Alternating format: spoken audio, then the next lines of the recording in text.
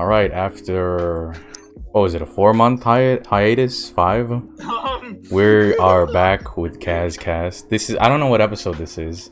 It's like episode 8 or something. 7? Yeah.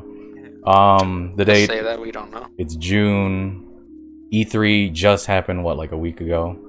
Yeah. 18. We're gonna be talking about E3, despite it being a week old. Hell yeah. Yep, and joining us today are Dylan Likes Pie, as always. Hi. Sniffless. Oh. And the Dropout Dragon. What's going on, people? Okay. How you doing? So, this podcast isn't a regular thing. It's just whenever our schedules line up. Dylan's been busy with work. I've started going to the gym and shit. True. All good decisions, really. I was actually an hour late for this recording session because I was fucking doing some landscaping. I'm trying to fix my backyard. I fixed my grill. Now I gotta fix the stones. It's supposed to be like the most Canadian thing I've heard like all day. Just now I gotta fix a grill. Now I gotta fix that shit. That grill, it's not completely busted, but it's fucked up. I gotta change the bucket under the sap tree. There's things I need to do. It's just you gotta. Oh no, we gotta cut down a pine tree later this year. Do you? Yeah. I'm actually serious about that. It's fucking up our fence with the neighbor. I bet it's in the way of going out for a rip too. Going out for a rip? It's right there. It's just fucking right there in the way. You can't get past it. What are you gonna do? Oh, is there anything you guys want to talk about before we get into E3? Can we just talk? Obviously, about the thing that they learned today, Iceborne beta, 3 days. Well, that's part of E3. Oh, didn't the Secret of Mana collection just come out? Did it just come out? Yeah, I think that just came out today. I want to play that game. You would start with a game. I have no idea about anything. Oh well, like yeah, it's an RPG. Yeah. That's all you need to know. Yeah, that's true. RPG, lost. Every RPG is more or less the same. Oh man, don't. Kinda, yeah. But like, you get like 3 games that lead up to the new game that they're releasing, the Trials of Mana. That's kind of cool. Yeah. That's not a new one. It's one that's already been out that they're finally porting, apparently. Oh, really? Oh, okay. I'm just glad to like, get now. it because it's also like an action RPG. That's kind of cool. So wait, it's not is it like a traditional turn-based, or is it like a... No, it was actually action when it first came out. Like, okay. If you're thinking of Secret of Mana. Because I know, is Secret of Mana action-based? It might as well be because it's not turn-based. Okay, interesting. It's definitely not. And it's not like that active time battle shit? No, kind of not. No, yeah, because you're like moving all the time. Okay, so it kind of reminds me of Symphonia, but I compare every RPG to Symphonia because it's the best RPG ever made. Quote me on that. Mm-hmm. Quote me on that shit. I'm not scared. Okay, so I guess we should start talking about E3. The actual events of E3. Yeah, I did not watch E3. I watched the Nintendo event, and that's it. God fucking damn it. And as you're playing Mario Kart, that is of no surprise to me. Yep. Oh, dude, the event was so good though. And I've got, we've all got a news article by this website we will not name that lists the things that were shown at E3. And the first one on the list is the Breath of the Wild sequel. And as a reminder to anybody listening, watching E3 is kind of like when you go to the movies and you see all those advertisements before your movie and you can't remember any of them when you're walking out. Yeah. You're just like, oh man. Because they feed you too much bullshit, you can't remember anything good. Oh yeah, there's like, what, 15 movies? They're like, hey, this is coming. It's like, how am I going to process any of that, really? Unless it's one big one. Most of the stuff is stuff you don't care about, so... Mm-hmm. Yeah. City. So... Yeah. Nintendo announced the Breath of the Wild sequel. There's no release date. It's in development, and they announced it with a trailer, which shows some interesting stuff. If you guys watch the trailer, oh dude, it's spooky as fuck. Like dehydrated Ganondorf. Pretty much, yeah. Yeah, like water. Obviously, that's you at 3 in the morning. That Get is. up and get something to drink. That's me without the shredded cheese. About that. Not any milk in my bag. Oh shit. He needs some milk. He needs some milk. I saw that and I You get kind of worried because you hope they don't go like the edgy route of Twilight Princess, right? Because there was a little bit of that. That seemed a little bit off. But if it's weird like Majora's Mask, I think it'll be okay. I think if they that's what they were kind of going for. They want to be darker than Majora's Mask, but not in the same style as Twilight Princess. Well, then that'll be new and interesting. So I kind of like Twilight Princess because the way it was. Yeah. Well, Twilight Princess had some really neat ideas. It did. But like, I really feel like the thing about Twilight Princess, in like my mind, is that mostly it's the way it is because of the history behind it. Because it was kind of a reaction to Wind Waker being like, "This is gay. It's not. This is ugly. It's not real." This is people were upset. Well, because they decided to do something different after Ocarina was like the big hit. Yeah. Because that's how Nintendo rolls. They innovate. So like, I really feel like that was the reason why it was like that. So I really feel like it might be darker, like the tone that you're looking for, Dragon. Because I really feel like they're looking more towards that. They also. I don't mind Twilight Princess's tone. I see it, and I think, okay, there were some obvious attempts to make this kind of dark, but it's kind of hard with the cell shading. Which isn't really cell shading, but that kind of cartoony look that they had. That throws you off. You look at it and go, well, that's not scary because it's obvious. It's so displaced. And I know that's why they did it, because they wanted the demons to look like they didn't belong there. But they end up looking kind of cartoony because of it. And I don't think they're going to have that problem in this game. The only scary part of Twilight Princess is how painful it looks like when Link transforms. Oh, I know, right? Oh my god. Looks like his bone structure rips apart. Somebody was watching American Werewolf in London, and they were like that. Twilight Princess has a lot of teenage angst in it, you know. Yeah. It's kind of a dated game because of it. It's that era of we're taking our kids' games and we're making them into Edgeland. You know, it was from that era of that, and you know what, right time, right place. Which a part of that is kind of why I think that maybe you're gonna have a problem with a game like Borderlands 3, which Borderlands humor and all that stuff is very dated, not just because of the jokes they use, but the sarcastic, haha, we're cynical type deal. I don't know how that's gonna play over in this, you know, this era of gaming where you can't even watch E3 without somebody being like, "Oh, cringe! Ooh, cringing! Someone made a joke. I'm cringing! Ooh, oof, big oof, my guy." Because the jokes in Borderlands 2 were already like 2 or 3 years old by the time they came out. Yeah, which led to its own issues where it's like, aha. Because, I mean, really, what most people got out of the big jokes of Borderlands 2 was either anything Handsome Jack said or the guy who said, "Shoot me in the fucking face." Well, it's like the two Face McShooty, yeah. What was that one? What's that one quote? Borderlands 2, a game written by Reddit, and yet it's still not funny. Oh, that's bad. That's real bad. But I think that's, you know, and I'm not like trying to segue to Borderlands 3. What I'm saying is, like, you get a sequel to a thing that was dated already due to it being of the times. It was made of the times. Borderlands was a game that really resonated with people of that. Which I'm not saying I'm not saying a Zelda game will have the meme problem. It's just, it seems like when you do that, you get that issue, you know, when you have that kind of the times issue. So you have to be careful how edgy you're going to make this, you know, game that's kind of geared towards young adults. Obviously, it's not Harry Potter, but you know, it's. I actually read an interesting thing from the developers of Breath of the Wild 2. They're actually drawing, weirdly enough, inspiration from Red Dead Redemption 2, apparently. Yeah. Which is the weirdest thing. Because apparently they really liked that game, which is. It's a good game. That's cool. It's a good game. I wouldn't expect developers from Nintendo to play that game. To play it and then say I want to do that. I expect them to play it because you should always know your market. You should know what's going on in other markets. But to say I want to do that is interesting. Especially from a company like Nintendo.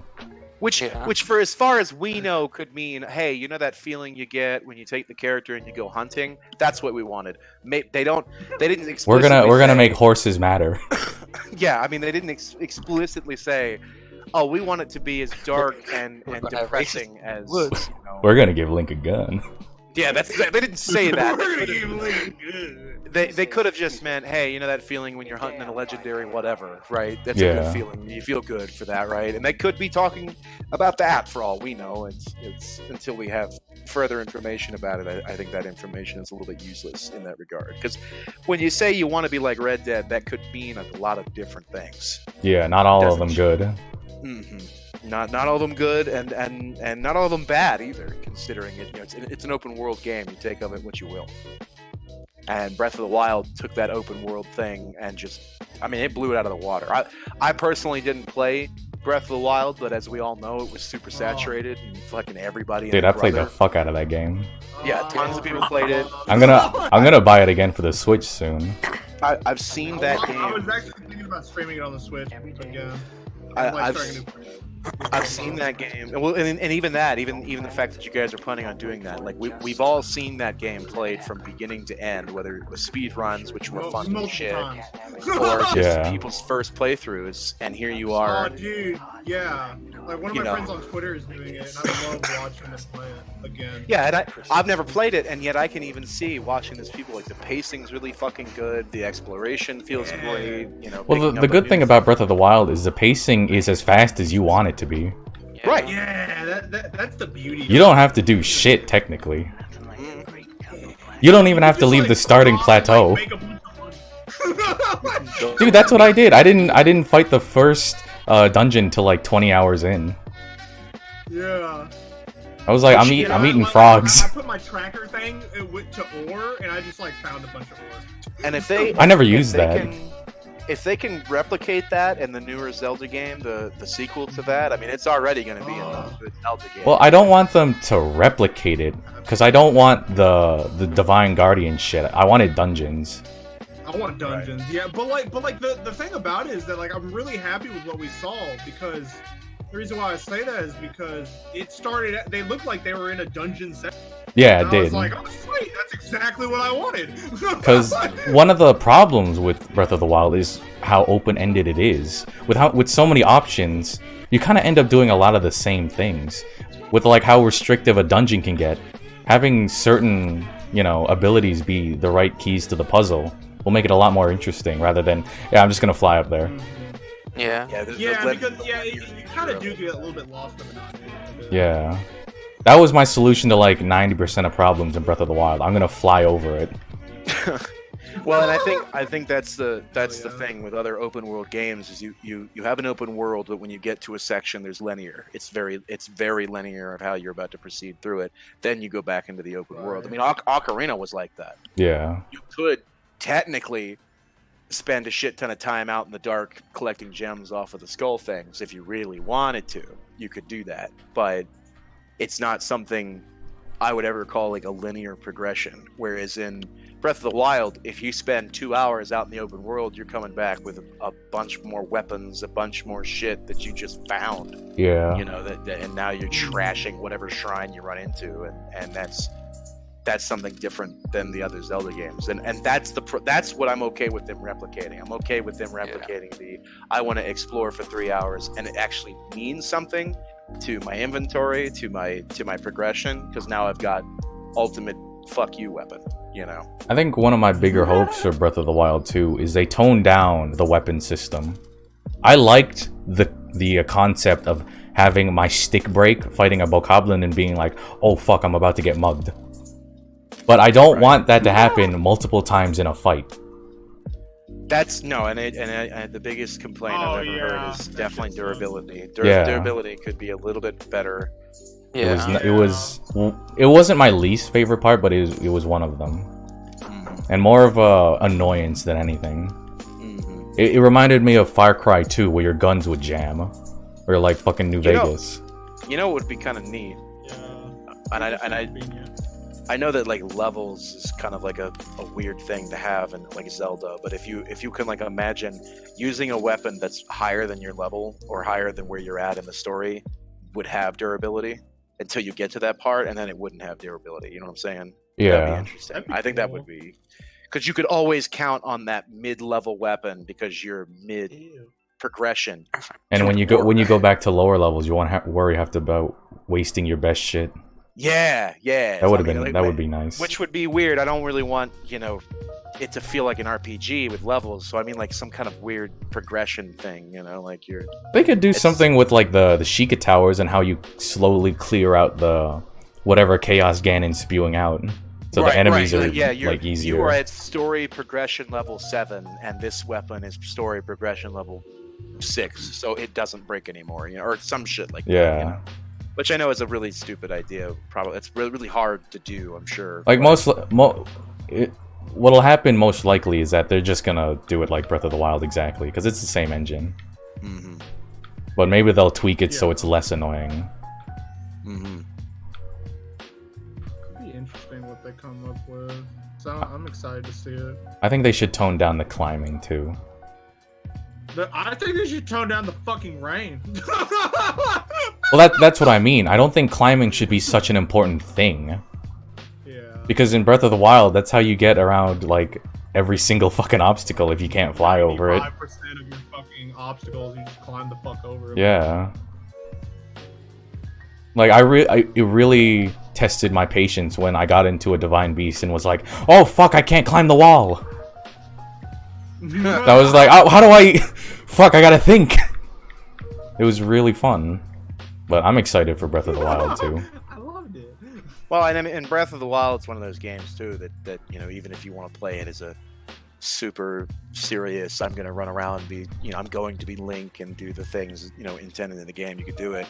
Or you could jump on a Bokoblin with a shield and fly 80 feet in the air and then fucking do some sick Tony Hawk moves. Yeah, you could do that. And I think it's got something for everybody. And as long as the next one has something for everybody, which is one of the reasons I kind of shied away from like Zelda games, because I'm not really big on puzzle gaming and shit. But Breath of the Wild's got something for everybody, really. Yeah. So, but that's how I feel about that. But yeah, we probably shouldn't hark on one game the entire. I mean, it's a big game to talk about. It is a big game. It's big news too. We need huge I news. want to talk about more. This next one. Oh no, we'll get there. Don't worry. Okay. The next one I don't really give a fuck about in this article.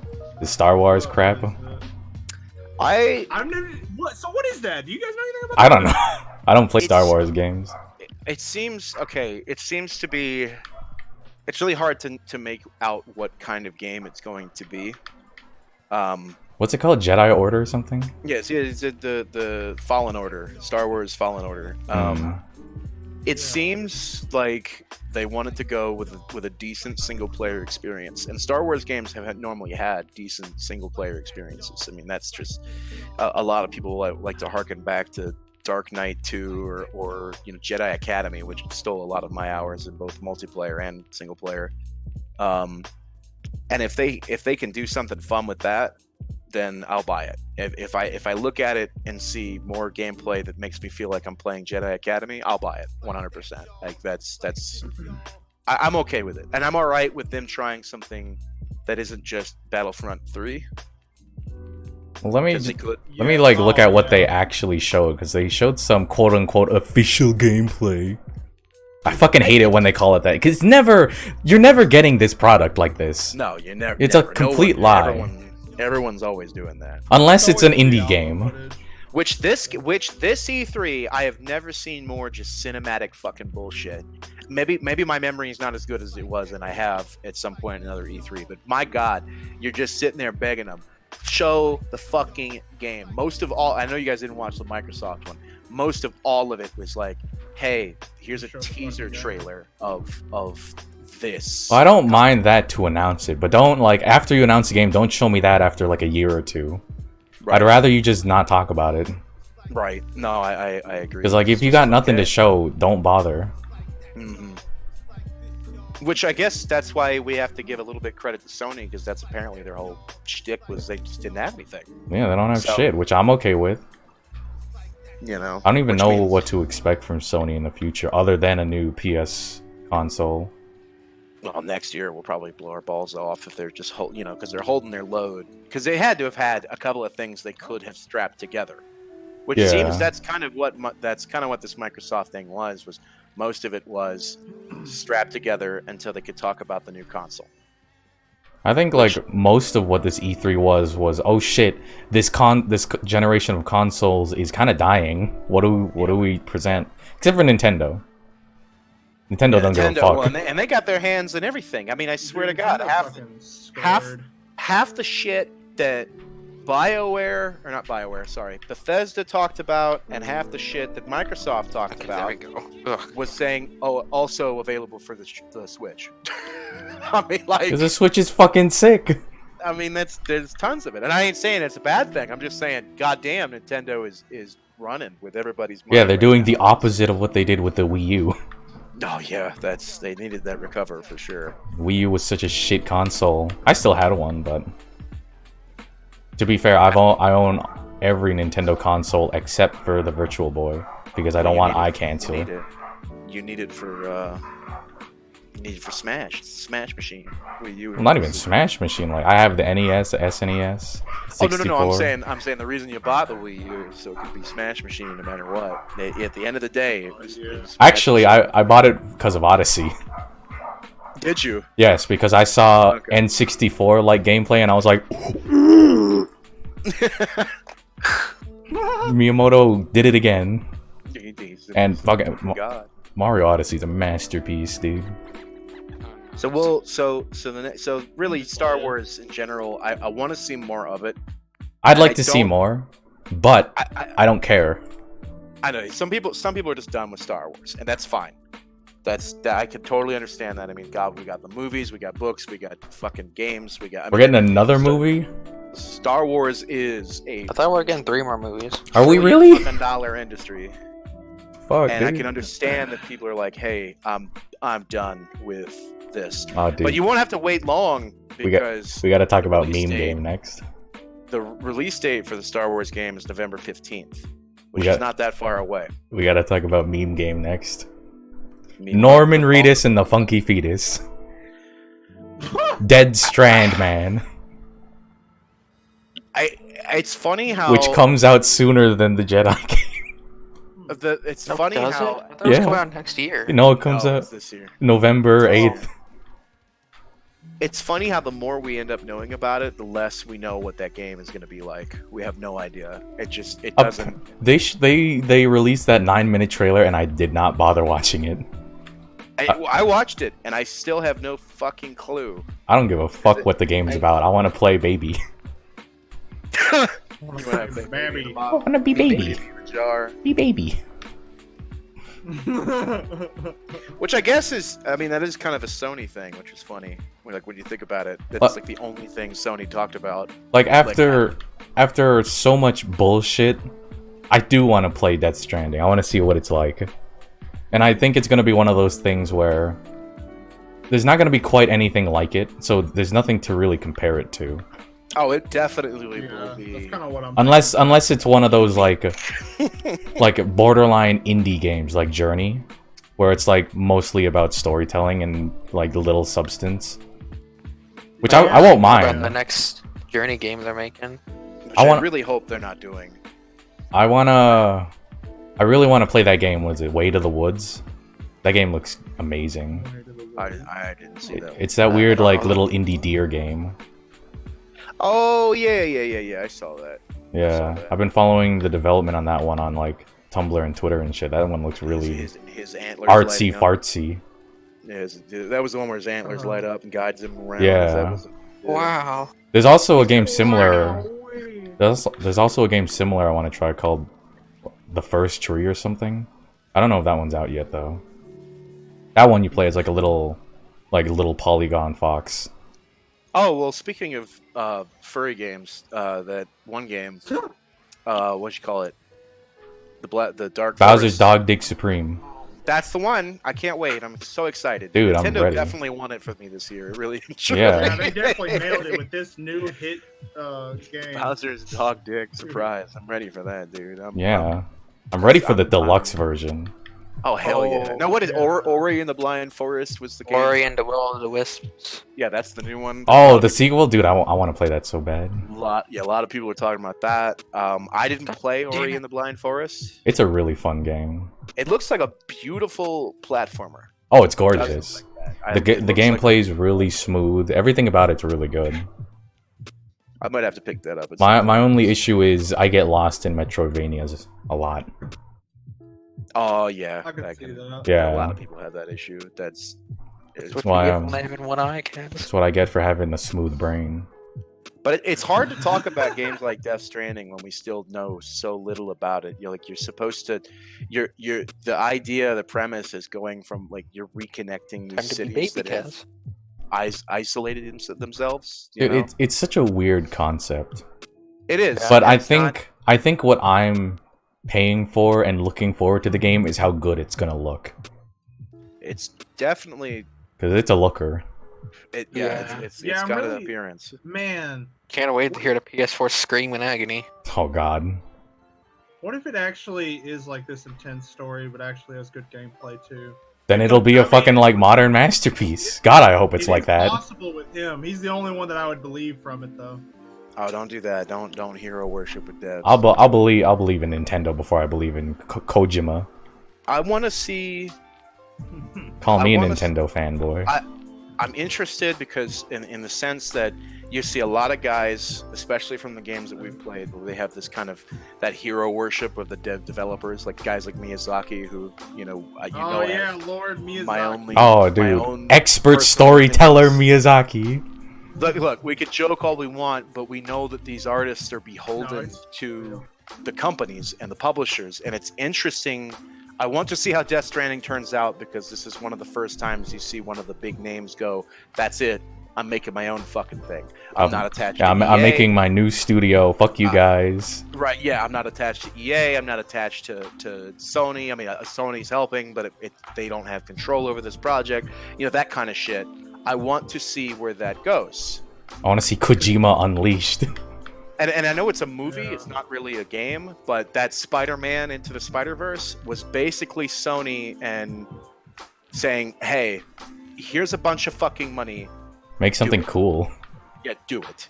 And then what do you get? You get a great fucking superhero film that was beautifully done. I have yet to watch. It's actually really good. I know it is, but I just haven't gotten around to it. Watching eventually too, yeah. I don't watch movies. And I'm bored of Spider-Man. I really am. Like Techie's a huge Spider-Man fan, and I'm just bored of him. And I still loved that movie. I'm not a huge Spider-Man fan, but I love Spider-Man. Mm-hmm. The only superhero I legitimately despise.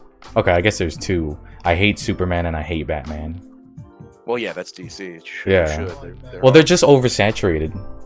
Yeah, there's too much, and yeah. But that being said, we're supposed to talk about E3. Yeah. Right? The next one is. I was using that as an example of like what happens when you get artists that don't have a leash. Sometimes it can be really bad. Sometimes it can be really. Sometimes it's great. Sometimes it's dog dick surprise. Yes, we'll see where Kojima goes, but I really hope Kojima is past the phase where he said back in the NES days, if you get caught too many times in Metal Gear, your cartridge breaks. I really hope he's past that mentality. Because he made a computer game one time, and when the computer heated up when you were playing, it made the room smell like blood. That's real. Oh lordy. Oh shit. The next one for E3 though is Baldur's Gate 3.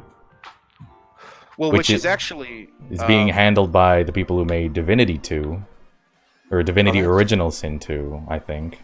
Well, that's also coming with a remaster of pretty much everything that Obsidian touched back in the day. Which means, holy fuck, I want whatever this is. Well, I think it's Obsidian. Well, I do know it's like Wizards of the Coast. If you liked Neverwinter Nights, if you liked Baldur's Gate 2 or any of that stuff, I mean, you're getting the remaster of all that stuff. You're not getting Neverwinter Nights 2. You're not getting that, but you're getting Neverwinter Nights, which is, Neverwinter Nights 2. That's apparently there's some weird deal with that, so you're not getting that in that package. But the rest of them, all those probably some licensing horse shit. Yeah, all the games in the back of the day that were like Divinity 2, all of those things, like where it drew its inspiration from, the fucking Aurora engine, I think it was called. I could be wrong. That fucking isometric classic engine. They're all getting that good love right now. So we'll see how they're being handled by a really good studio. And a lot of people are gonna be playing Neverwinter Nights and going, "How did this ever get popular?" It's fucking like, this Divinity Original Sin 2 is one of the best RPGs you can get right now. It's amazing, super replayable, story's amazing, interaction is fucking next level. It's just a fantastic game. So we'll see what they do on that one. What's the next one though? Because none of us are playing. It is Animal Crossing New Horizons. Oh my god! Which is holy fuck! I'm excited. I want to play Animal Crossing. Tom Nook has exiled us to a dead island, internment camp. I gotta complain about Animal Crossing. What is it? I never played the first. Yeah, no kidding. I never played the first one, and maybe because you're just mad that Tom Nook makes more money than you. Tom Nook has bigger balls than you. He's a Tanuki. Dude, the guy makes more money than God. So I mean, like at this point, I think everybody's jealous of him in a little way. But I never played. He has Animal 2 kids and no wife. My friend had a Japanese cartridge for the PS4. Or sorry, I don't know why I was supposed to say PS4. My friend had a Japanese cartridge for the N64, and we couldn't play it because we couldn't read Japanese. Yep. But one of the things that's always pissed me off is why I gotta be this human dude in Animal Land. It bothers me. It bothers me a whole lot. Because you're the odd man out. You're the mayor. I don't want to be the odd man out. I want to be. Let me do character customization that's more than black guy or white guy. Because this is the first Animal Crossing that's gonna let you do that. In older Animal Crossings, you don't get to choose shit. You can only be white guy or white girl. Well, wait a minute. Are you saying I could be Animal Man? No. Man. You can be tan now. Look, all I'm saying is, and we know it's true, if they want to make unlimited fucking money, just appeal to the furry base on this, because tons of furries play that game, and if they were able to be Raccoon Guy, you know they'd make like twice as much money. You know they would. Fun fact about Animal Crossing: the original game was only Japanese on the N64. You could not buy it in America. And the GameCube version is a remaster of the N64 version. A lot of people don't know that. But most of the people watching are probably gonna be like, duh. The one person watching it. Animal Crossing. Okay, the next one is something I have a bit of a problem with. Because I'm a huge fan of the series. That's Contra Rogue Corps. Oh yeah, that game looks ugly. Contra? It looks really ugly, but it's in like the super test stages, so I'm not that mad. But the way fuck Konami has handled Contra over the years has been so bad. Oh, and what a series to fuck up, because so many people. It was so simple. It was so beautiful. You didn't have to change anything, and you fucked it all up every time. It came fresh out of the oven, baby. The last Contra game I played was Neo Contra on the PS2. The only good thing about that game is the intro. I showed you the intro, right, Dylan? See, I actually didn't see this Contra thing. It's the one I showed you where the dude cuts a missile in half with the samurai sword. Dude, that was so sick! And the dude's like staying up all night filling magazines. Yeah. Yeah. The black samurai guy. I feel like looking at this, and though we all enjoyed it, I see this and I think, God, I really wish Borderlands didn't happen. Because we just have been so oversaturated with this wasteland steampunk type deal where they're like, look, it's a joke. We don't take it seriously, but also it's ultra hella badass. You know what I'm saying? I just get tired of that after a while. I'm like, all right, yeah, I get it. I get mad if other games do it, but I don't mind when Borderlands does it because Borderlands built themselves on it. Yeah, that's what Borderlands was always about. I don't think I've ever seen a game before Borderlands that called their enemies badasses. Yeah, just look out. It's a badass. They got glowing blue eyes, and they actually look cool as fuck. Yeah, the badass is coming. He's gonna beat your ass, dude. He's gonna beat the fuck out of you. I don't mind games not taking themselves as seriously anymore. It just matters if it fits. Well, no, and that's I totally get that, and I agree. I just the very thematic wasteland, steampunky, apocalyptic thing. I'm done with that. I'm so done with that as not being taken seriously or to be a big joke. Like, look, haha, this she's got bubble gum and she's fucking her little pigtail whatever, and she's just out there to take on the whole world. And look at her. I'm just so fucking tired of that. You know, like. Give me more serious characters and stop trying to act like you all are just having this art piece and you're like, oh, look at that, look at what we did, we made a ultra trigendered lesbian and she's smoking bubblegum. Isn't it funny? It's like, nah, she's really buff too. Okay. Yeah, she's good. I'm like, oh, okay, you know, I don't know, it just bothers me. As long as the game's good. Big muscle man. Yeah, I mean but I don't have a huge investment into that, so yeah, I don't really give a fuck about Contra anymore. No. Contra kind of peaked during Super Contra,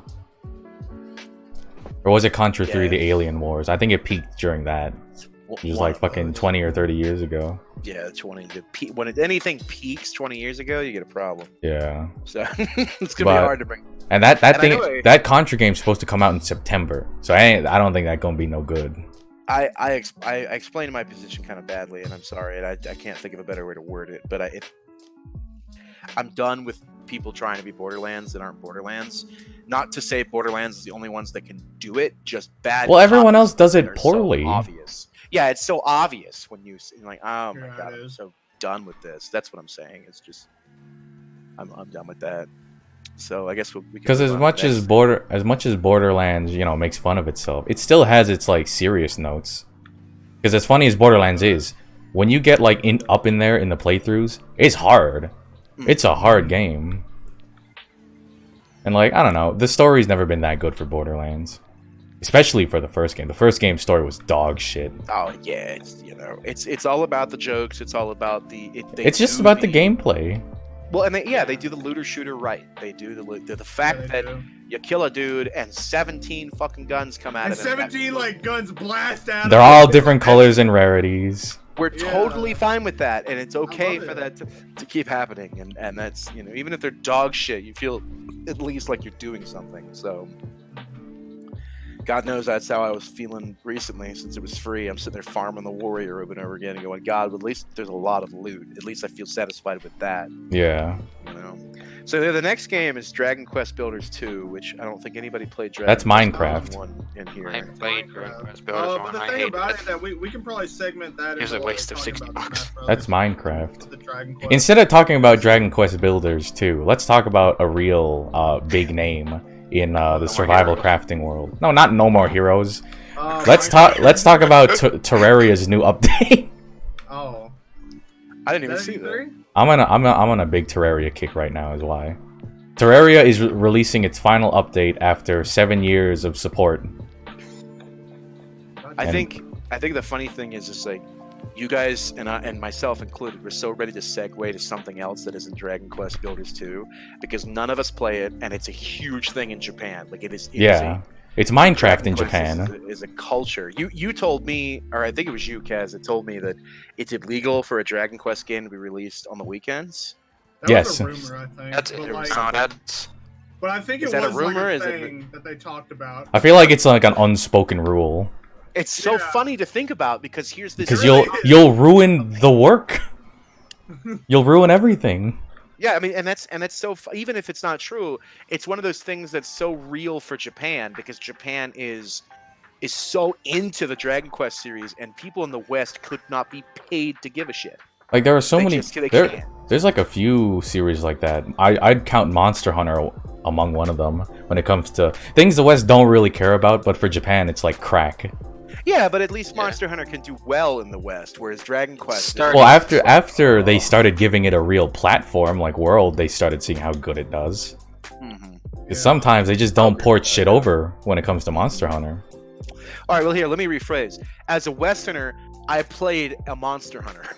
Yeah. I did not play Dragon Quest at any point in my life, and I never wanted to. Like, it was not, you know. Instead of talking about Dragon Quest Builders, let's talk about Dragon Quest 11 and how the definitive version is coming to the Switch. Oh, nice dude.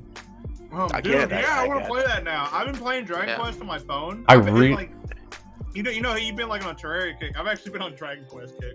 Well, Dragon Quest is a fun RPG, and it's really the closest thing you can get to like really old school classic Final Fantasy ones nowadays.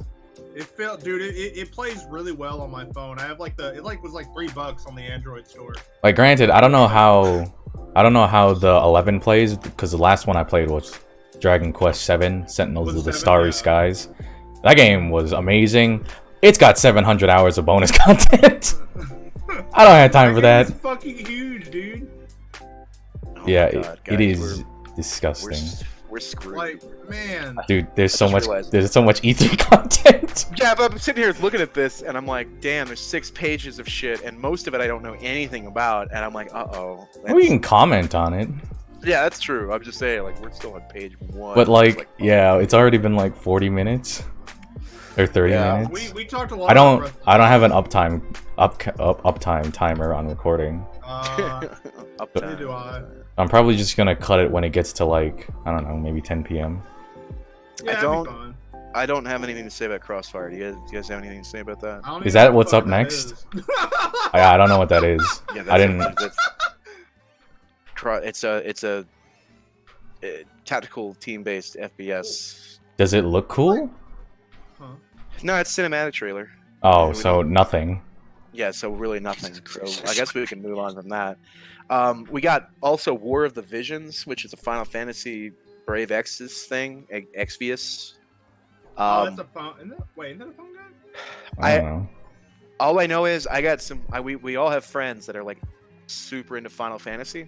Yeah. And they forget that game exists. So I don't know what to say about that. They forget that Brave Exodus, Exvius, I hate saying that, is a thing. Oh, dude, we gotta talk about the next one a lot. No More Heroes 3, baby! It's real! It's real. Oh, I don't know anything about No More Heroes. All you need to know is Travis touchdown, and he's a badass. There he is. A dead series that was resurrected in like the past couple years. It was resurrected in 1 year. Thanks to the fucking Nintendo Switch. Switch is killing it, man. Love the Switch. Switch is just absolutely fucking killing it. I don't regret that I bought one. That being said, I only have 2 games on it, so I hope they I have options. I hope they introduce Travis Touchdown's cousin and they give him another dumb name.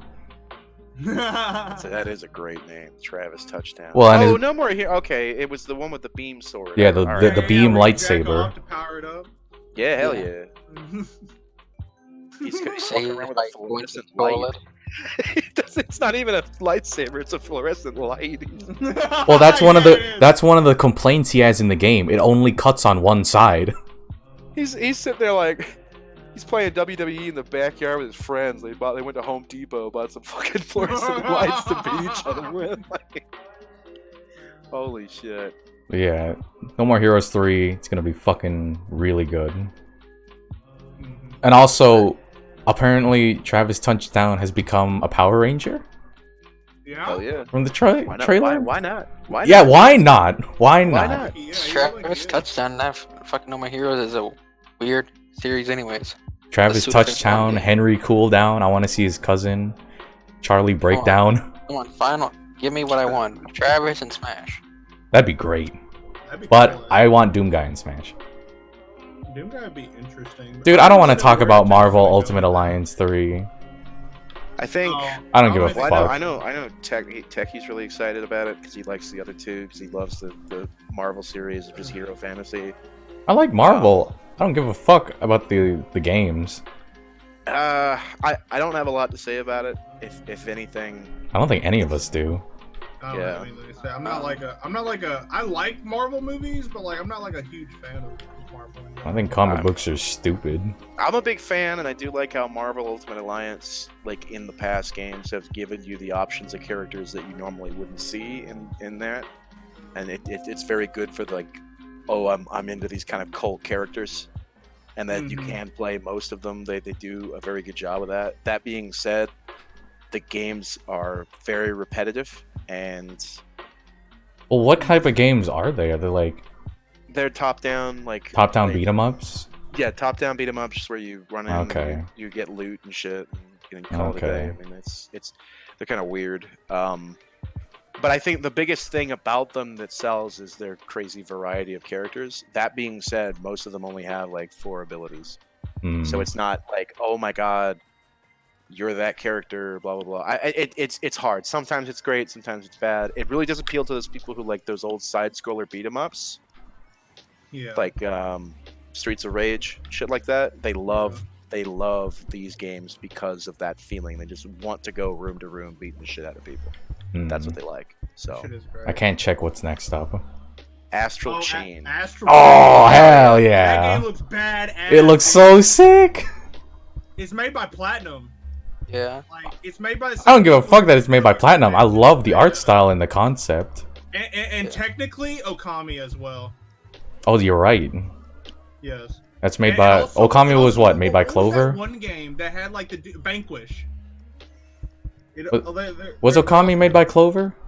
Yes. Okay, so that is used to be Platinum. Yes, it used to be a Capcom sub team. Yeah. Why won't they make a new Beautiful Joe? I want a new Beautiful Joe. Beautiful Joe would be so fucking sick. Dude, I replayed that game recently. It's hard. Is it really? It's real hard. I feel like. But I want to play it. I feel like Beautiful Joe would be great for Smash. He would be. Yeah, he'd be perfect for Smash. He'd be a really cool character, actually. I feel like he'd be like the young Link version of fucking Captain Falcon or something. Like, yeah, probably. Yeah. Oh yeah, I know what you mean. Yeah. Probably. he'd be crazy. And instead of a Falcon Punch, he'd have his V kick. Oh my god, he'd be a really cool pick for Smash Brothers.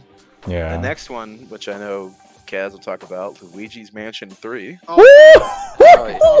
Dude, that game looks sick. That game looks bad. Dude, you can play online with people. You can be Goo. You can be Goo.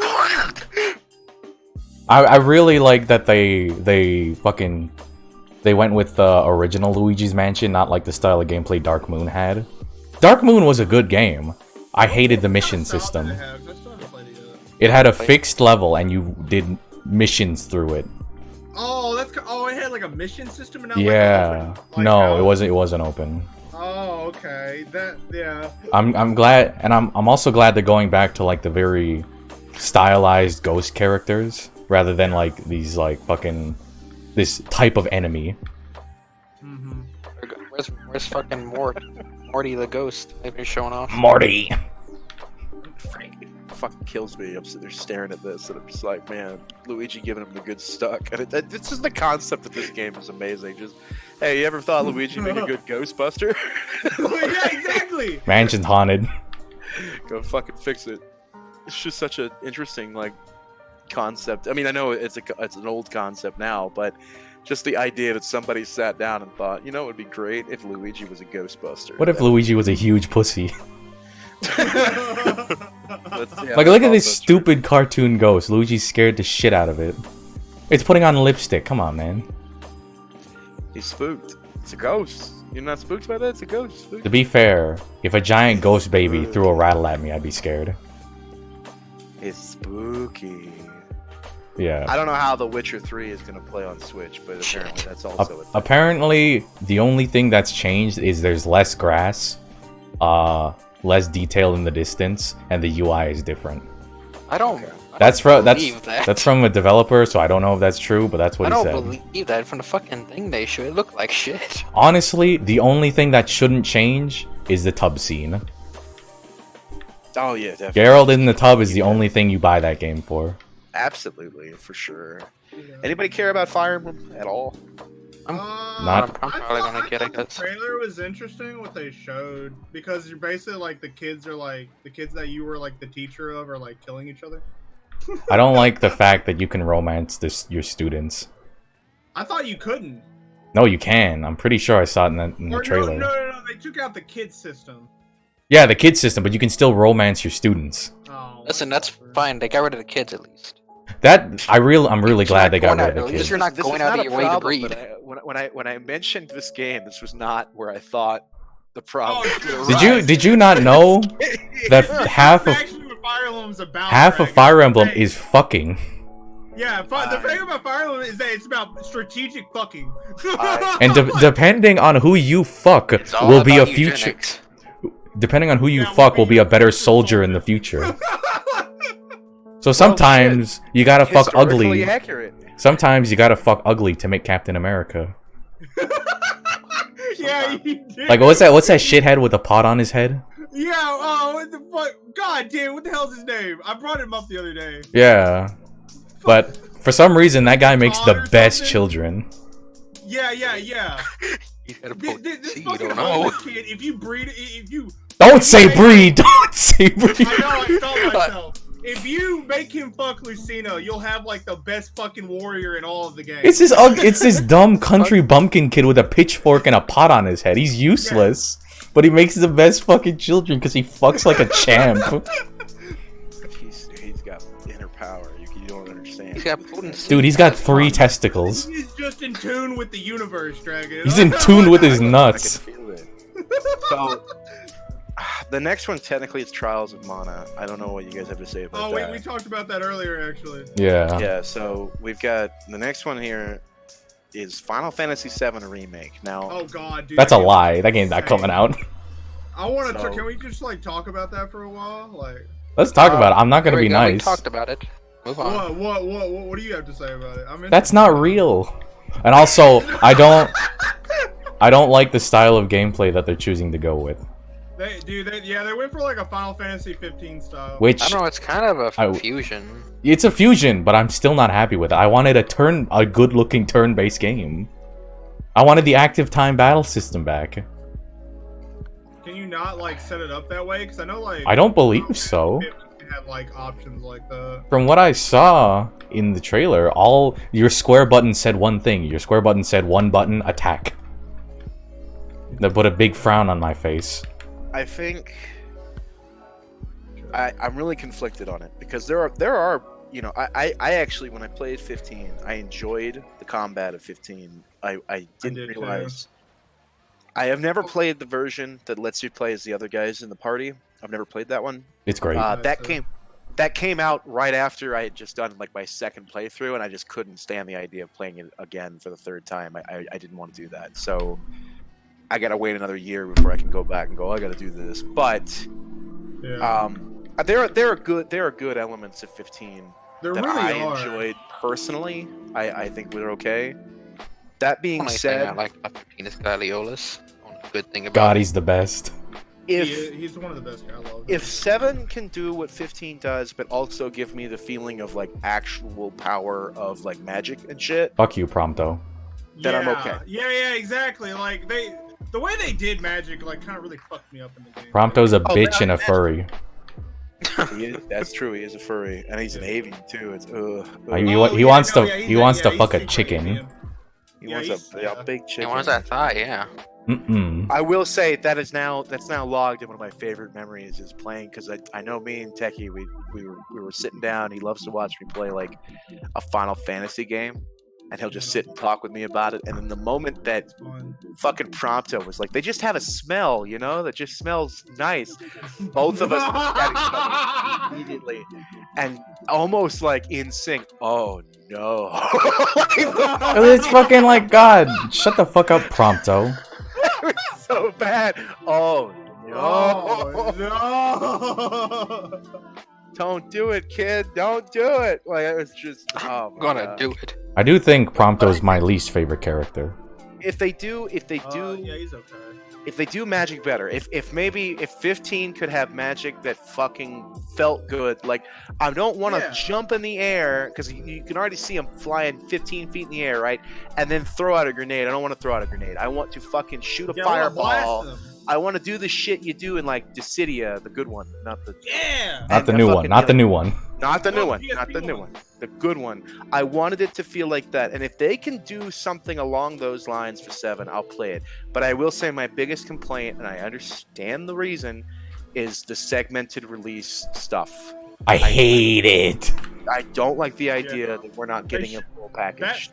That's what really killed that game, honestly. Yeah. It was its bane. Like it helped it, but it was also its bane. I mean, even with Final Fantasy VII, just knowing that the whole game is more focused on like Midgar, and you're not going to really go anywhere else, and you're not going to, I never played 7, so this is going to sound stupid, but the idea that we're going to get like a 3-part series for 7 or whatever the fuck it is, it bothers the shit out of me. Yeah, because I want to play it from the beginning to end. Yeah, I just want to play it. I don't want to have this dumb I don't want to have to Google what I missed or what I forgot. Yeah.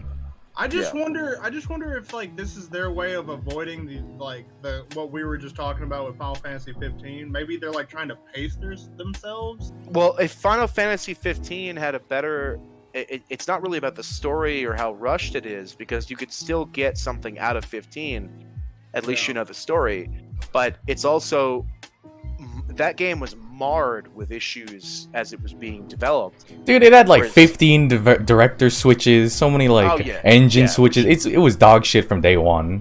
I'm okay with the game having 15 chapters. I don't fucking give a shit. Just give me good combat, give me good, give me a couple of optional fucking dungeon shit, which they did, and give me some of that replayability to go through and do that, and have enough quests to fill the time between the chapters. I'm okay with that. I would have been okay with that for Final Fantasy VII if they skipped a couple of things. But we know that if the people who love that fucking game, if you skip anything, oh god, they're gonna tear boy, you oh boy, alive.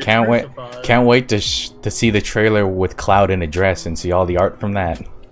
Oh dude, me too. Didn't they already show that bit? That's so. Did they already show it? No, they haven't. I don't think they did.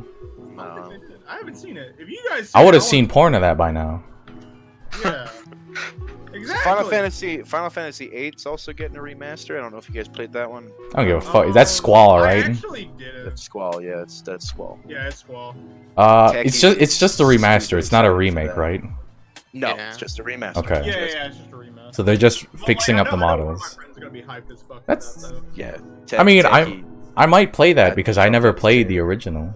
I never played it either. Really, I played like the first hour of it. That's about. And I remember. Swear to God. I remember seeing that picture of you look so handsome, Squall, and it's just like 15 pixels.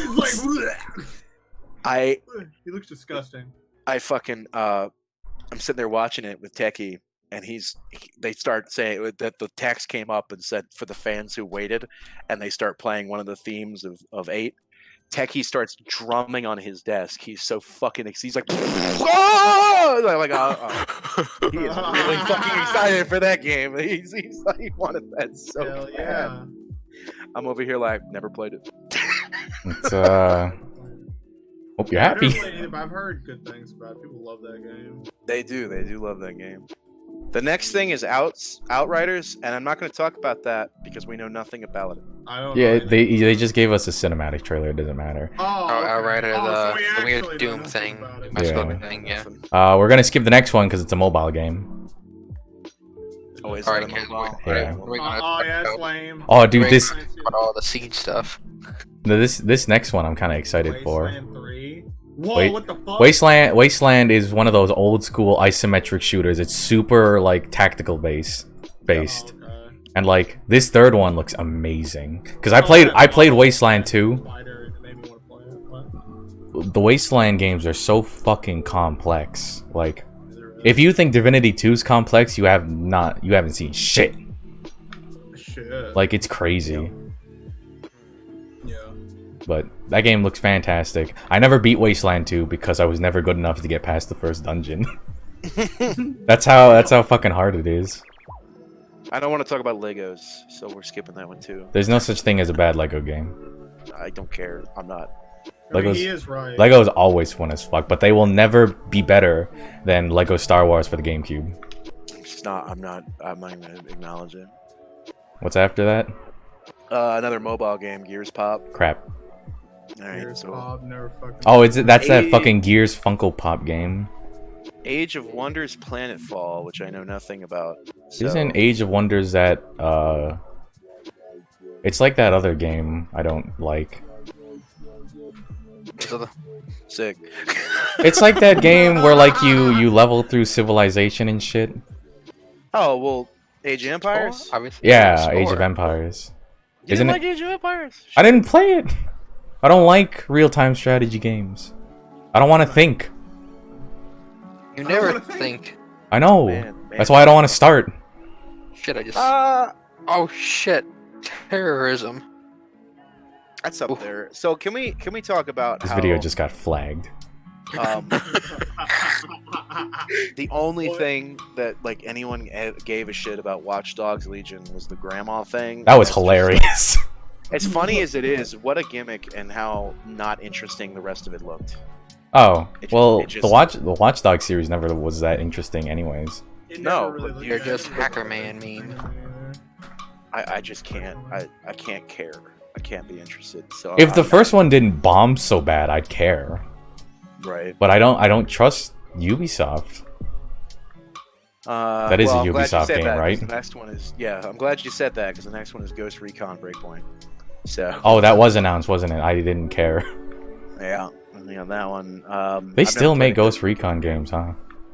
Yeah, that's that's about all you can get out of that. They still make They're those, good, huh? Shit. Then there's Gods and Monsters, which Fuck is that? I didn't hear about that. That That's sounds. that game I told you about looked like shit. I had like a Fortnite. Oh, that's yeah, right. it kind of does it's- look like it's a Fortnite. And it's Damn it! What a cool name. What a waste. I forget what the I forget The what team behind oh. Assassin's Creed Odyssey is taking a break from the story of the Assassin Templars to create God and monsters. I mean, that doesn't sound like a bad idea. I'm tired of free to Assassin's Creed. You're free to explore the island as you face down beasts. Oh yeah, it's supposed to be like Breath of the Wild, but like in solve Greece. puzzles and navigate dungeons. Yeah, it's Breath of the Wild, but Greece. Yeah, I won't mind that. Because Odyssey's a good game. So Odyssey is more fun than I thought it would be. My only and I can't. my only problem with this Gods and Monsters thing is that it's ugly. It doesn't look good. I It's don't like that ugly. either. Yeah, The art style they chose is very poor. Mm-hmm.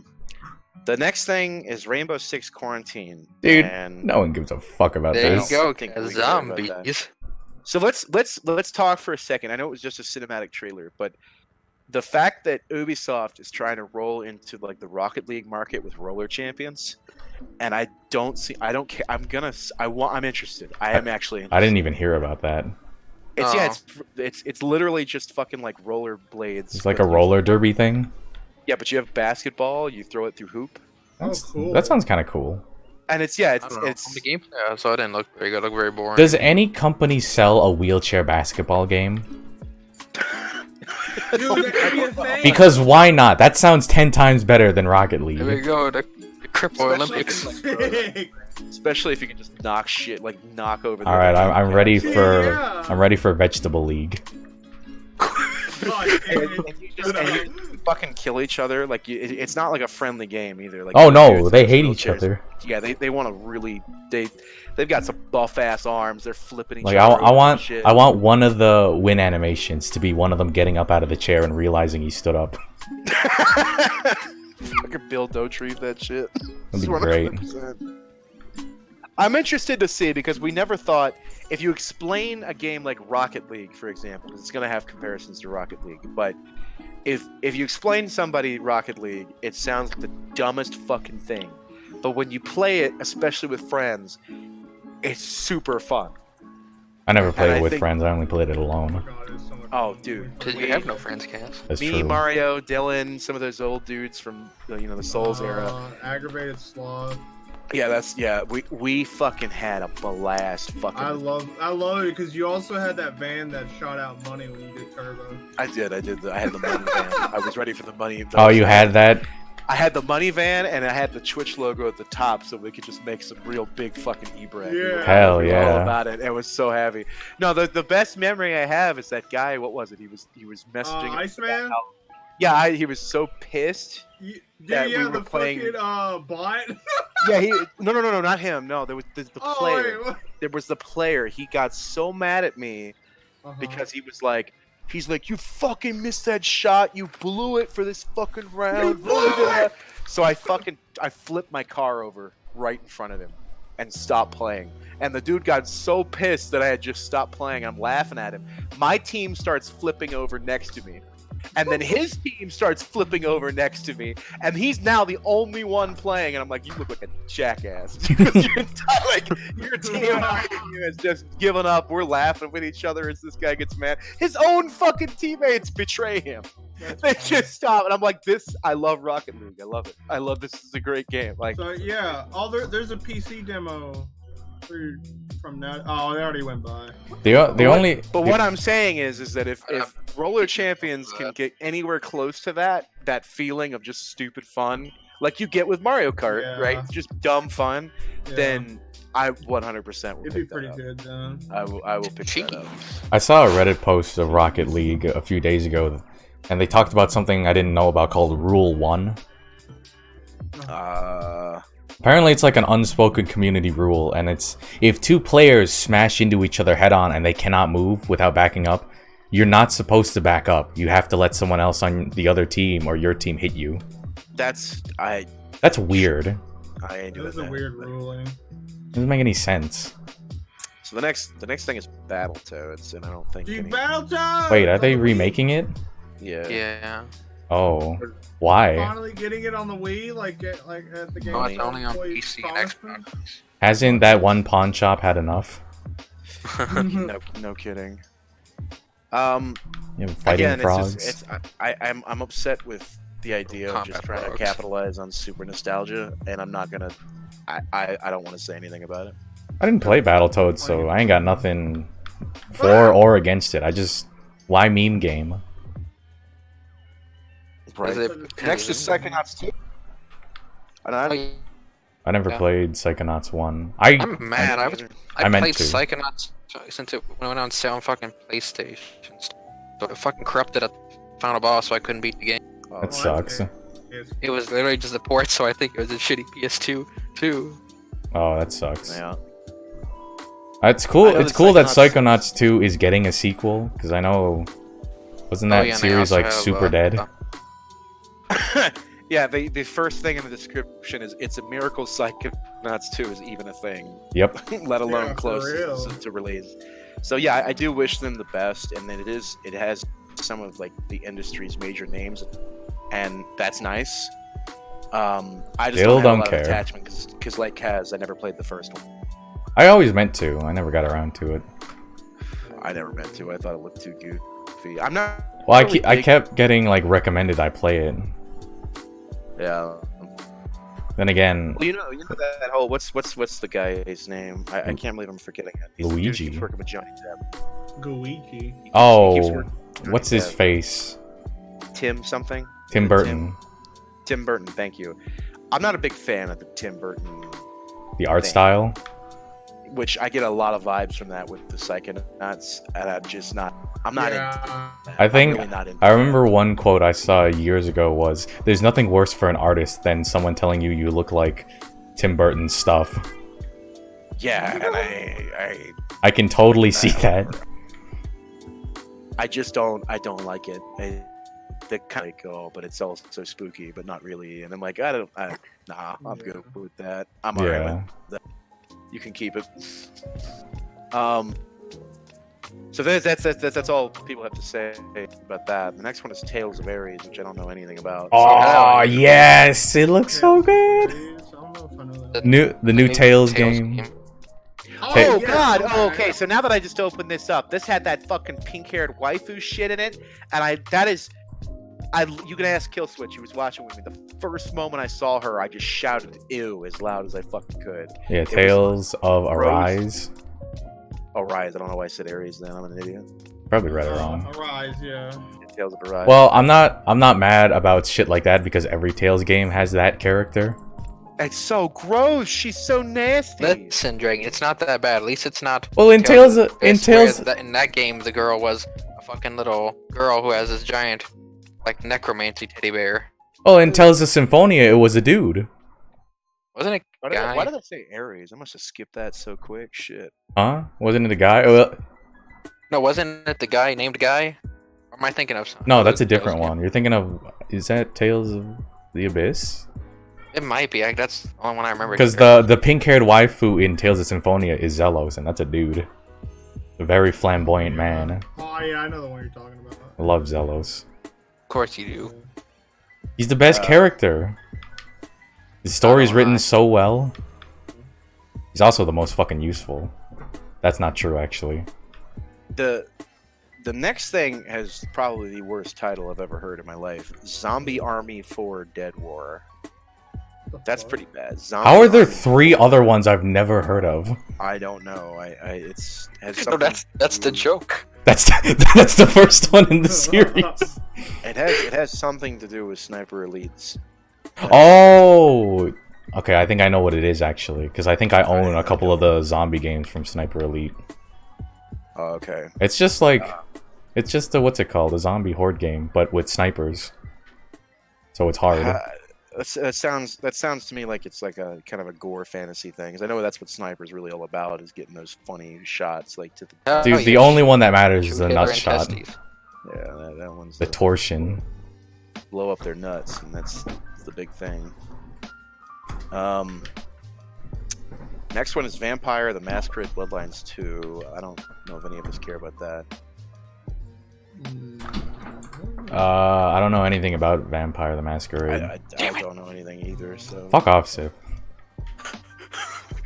Well, all right. So the next one, someone else can read because I can't.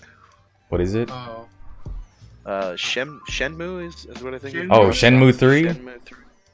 Now, Shenmue 3 is a weird case because I never played Shenmue 1 or 2, and I find it like I don't like comparing them, but it's the only comparison I can make. It's like a less like campy Yakuza series. That's what I've been told, and I know it comes from a Kickstarter. And here's the thing: Techie actually gave money to that Kickstarter, and now he wants his money back because they changed their release to be an Epic Games only thing. They're not gonna give him a refund, and they did not give him a refund. Yeah. So there's that, and he's upset about that one.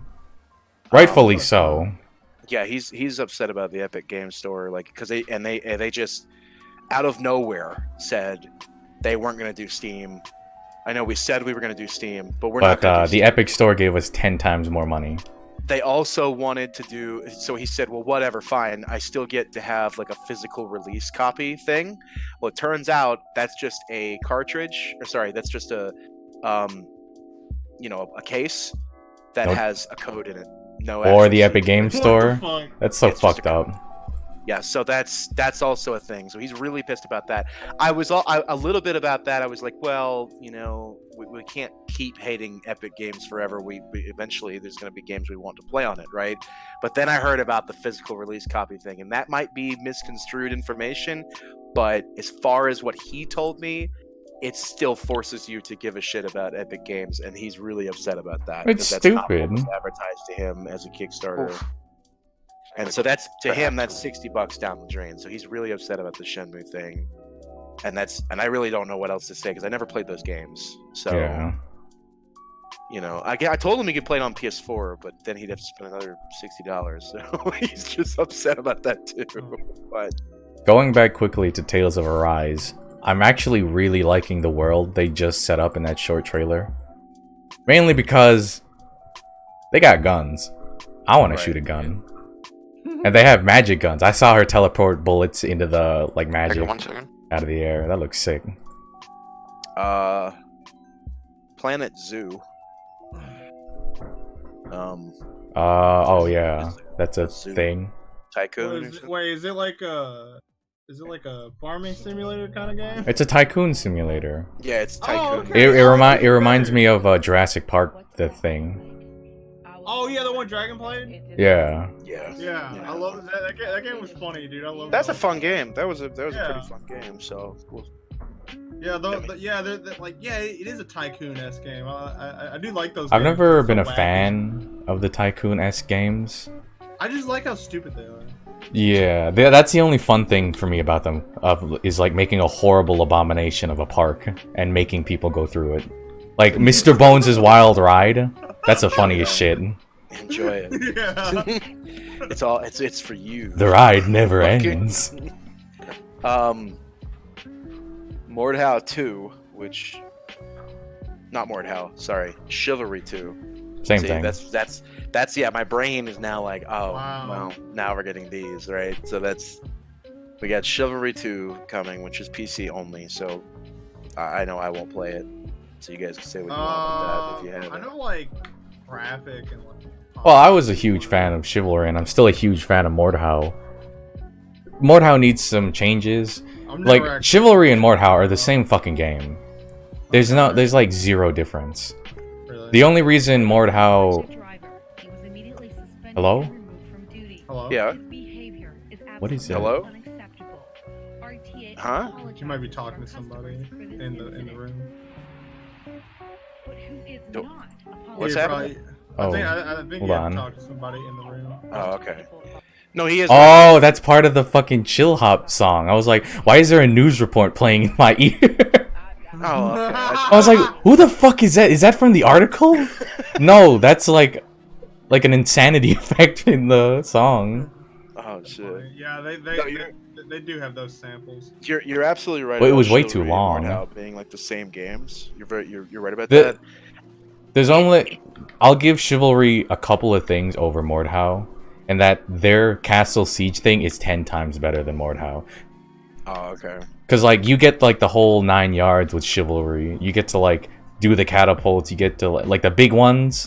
You get to, like, do the battering ram. You get to kill the king. Mordhau has that, but it's, like, 2 times smaller in scale. Right. Like, you don't get to assault these big castles. It's such a weird thing for me because these games are made for somebody like me and supposed to be reaching into the community that I come from, and it just never stuck. I didn't enjoy them anywhere much, like, because it all comes from Mount & Blade. They all derive that style of combat like from Mount & Blade, right? Yeah. And there was a huge, PvP and regular community from Mount & Blade, and they all did hop to Chivalry. They did hop because Chivalry was like the first one that came out that was like, oh, we're Mount & Blade but better, but no single player campaign. And I just really can't care because they don't have that fun, stupid charm. You know what I'm saying? Of Mount & Blade. It's just a stupid charm to that game that they just don't fucking have. And I don't know. It's weird. It's weird to see them because I see all of the people I used to know playing it, and I have no interest whatsoever. Yeah. It's just a weird feeling. I've just never really been into the Chivalry or Mordhau or what. Boy, Mordhau. I always just liked how dumb the gameplay was. They were. Because, like, what other game do you get to punch a man in a suit of armor and win? Depending on how good you are.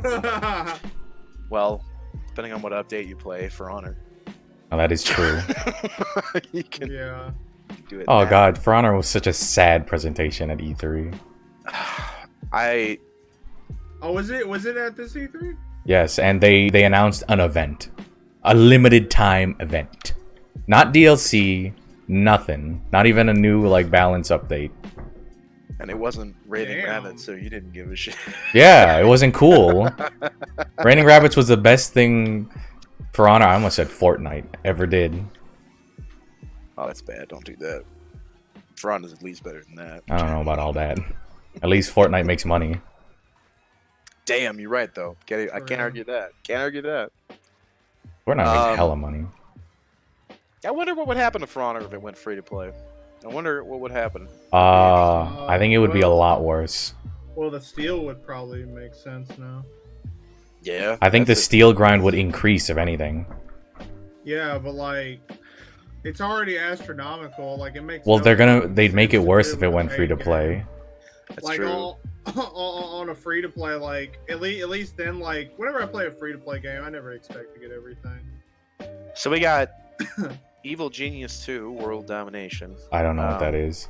I don't either, so I'm gonna skip on that one. Yeah, so, I'm gonna pass on that. It seems also like there wasn't a whole lot of gameplay stuff, so there's not really anything you can talk about. Wolfenstein Youngblood. Sounds cool. I mean, I didn't play the New Order. So I didn't either. was that the new one, or was that, what was the one that just came out? The one before think that was that one. I think. New Order.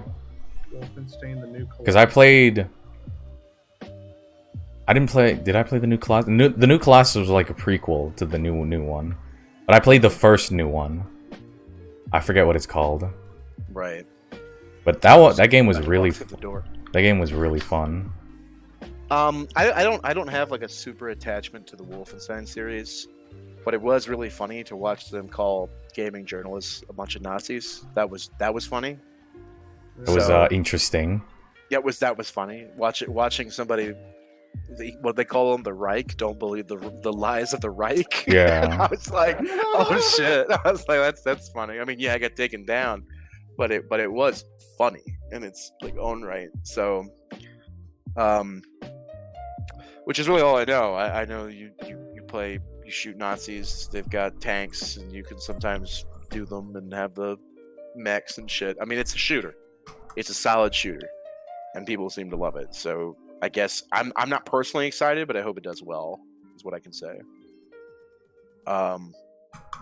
But I do know the next thing, Dylan. You've got Dragon Ball Z Kakarot. Are you interested in Dragon Ball Z Kakarot? I actually haven't seen anything about this at E3, but like looking at it makes me want to play it. Dude, how many times are they gonna re-release these stupid Dragon Ball games that show the same scenes over and over?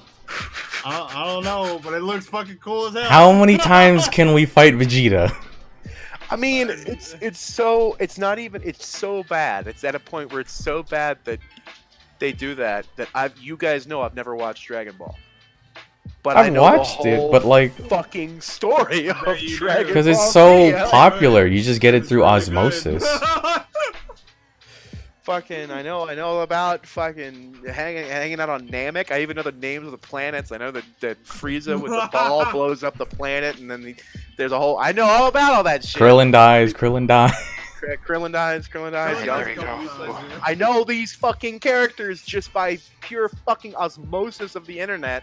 That's how many times they've told this fucking story over and over again. Well, they need to do it again. Yeah. Because people will always buy into playing Goku and be like, I'm gonna be fucking Goku. Yeah, I want to be cool like Goku. I'm not. Yeah, everybody wants to be goddamn Goku. Goku ASMR, he's coming. I want to be like Krillin. Bald. Krillin's fucking dope though. Krillin's not bald, he shaves his head. Oh, he's bald. I don't know why he did it though. I thought it was because he was like a monk and shit. Yeah, I guess. Like a little monk man. Yeah, like I believe he was like one of the youngest Shaolin monks. Oh, I don't remember. He originally came to like train with like Master Roshi. Oh, okay.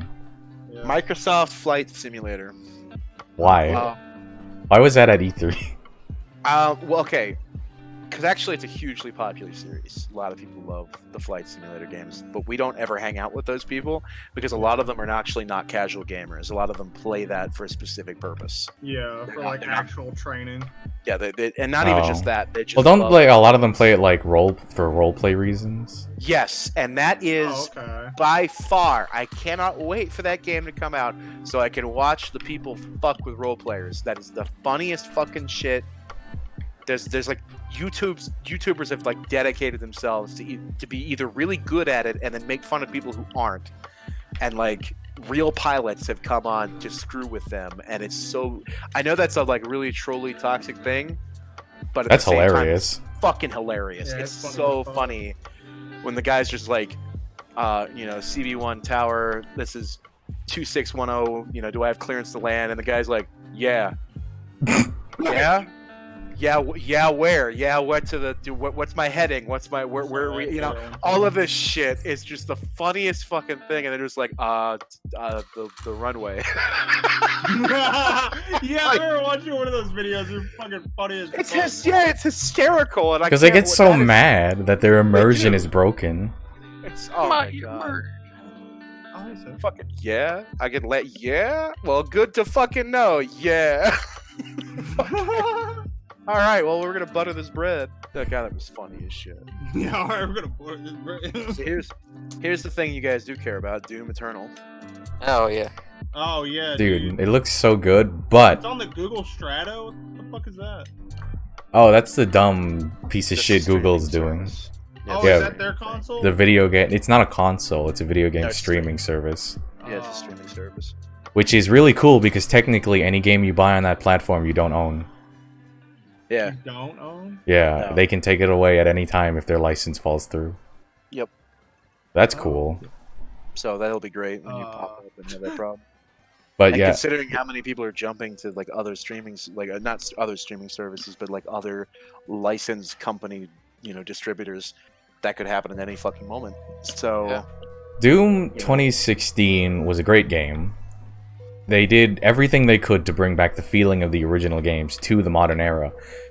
And they're trying to innovate with Doom Eternal, but I don't agree with a couple things. I don't really agree with the grappling hook. I don't think that should be a thing. And I don't really agree with the chain, like the machete hand or whatever. mhm. The claw blade on his wrist. I hate that. I think in essence, the biggest jump for this game seems to be they want to focus a lot more on movement. Like have it, be a much more movement-focused game. I think I only dislike the grappling hook because every grappling hook in every video game I've ever played has felt like shit. Most of them suck. And I'm really worried that the grappling hook's gonna be fucking useless. Except for Dying Light 2. They did okay with that. Dying Light 2 isn't sorry, even sorry. a grappling hook, Sorry. it's a web thwip. I shouldn't have said 2. It's not 2 yet. That's actually something I'm excited for. Because the first Dying Light, we should have said. Or I Oh should have yeah, said. but the Dying Light grappling hook isn't a grappling hook. Yeah, it's a fucking zipline gun. You just fucking... It's a fucking Spider-Man web thwip. Yeah, you How did I definitely... do that? Because you throw it at the corner of a building and you go flying forward. You don't like Oh, swing yeah, off of you're it. fucking gone. But I think that they did put a lot of effort into the Doom Eternal. I can see, it does look pretty polished, and It looks fantastic, and I'm sure the gameplay will be there, but I'm not sure how often I'll use a grappling hook. The one thing they really need to fix in Doom Eternal is their level design. A lot of those levels are really directionless. Like, I'm fine with open concept levels, but when I spend 30 minutes looking for a lever, that's not good. right. No, I get you. And like, I don't mind the Well- secrets being hard to find, but once again, it shouldn't take me 30 minutes to find one. We have the next thing seems more like a conceptual piece, the Death Loop.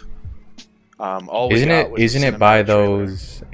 those Dishonored people? Yes, the Dishonored Yeah. people did that one.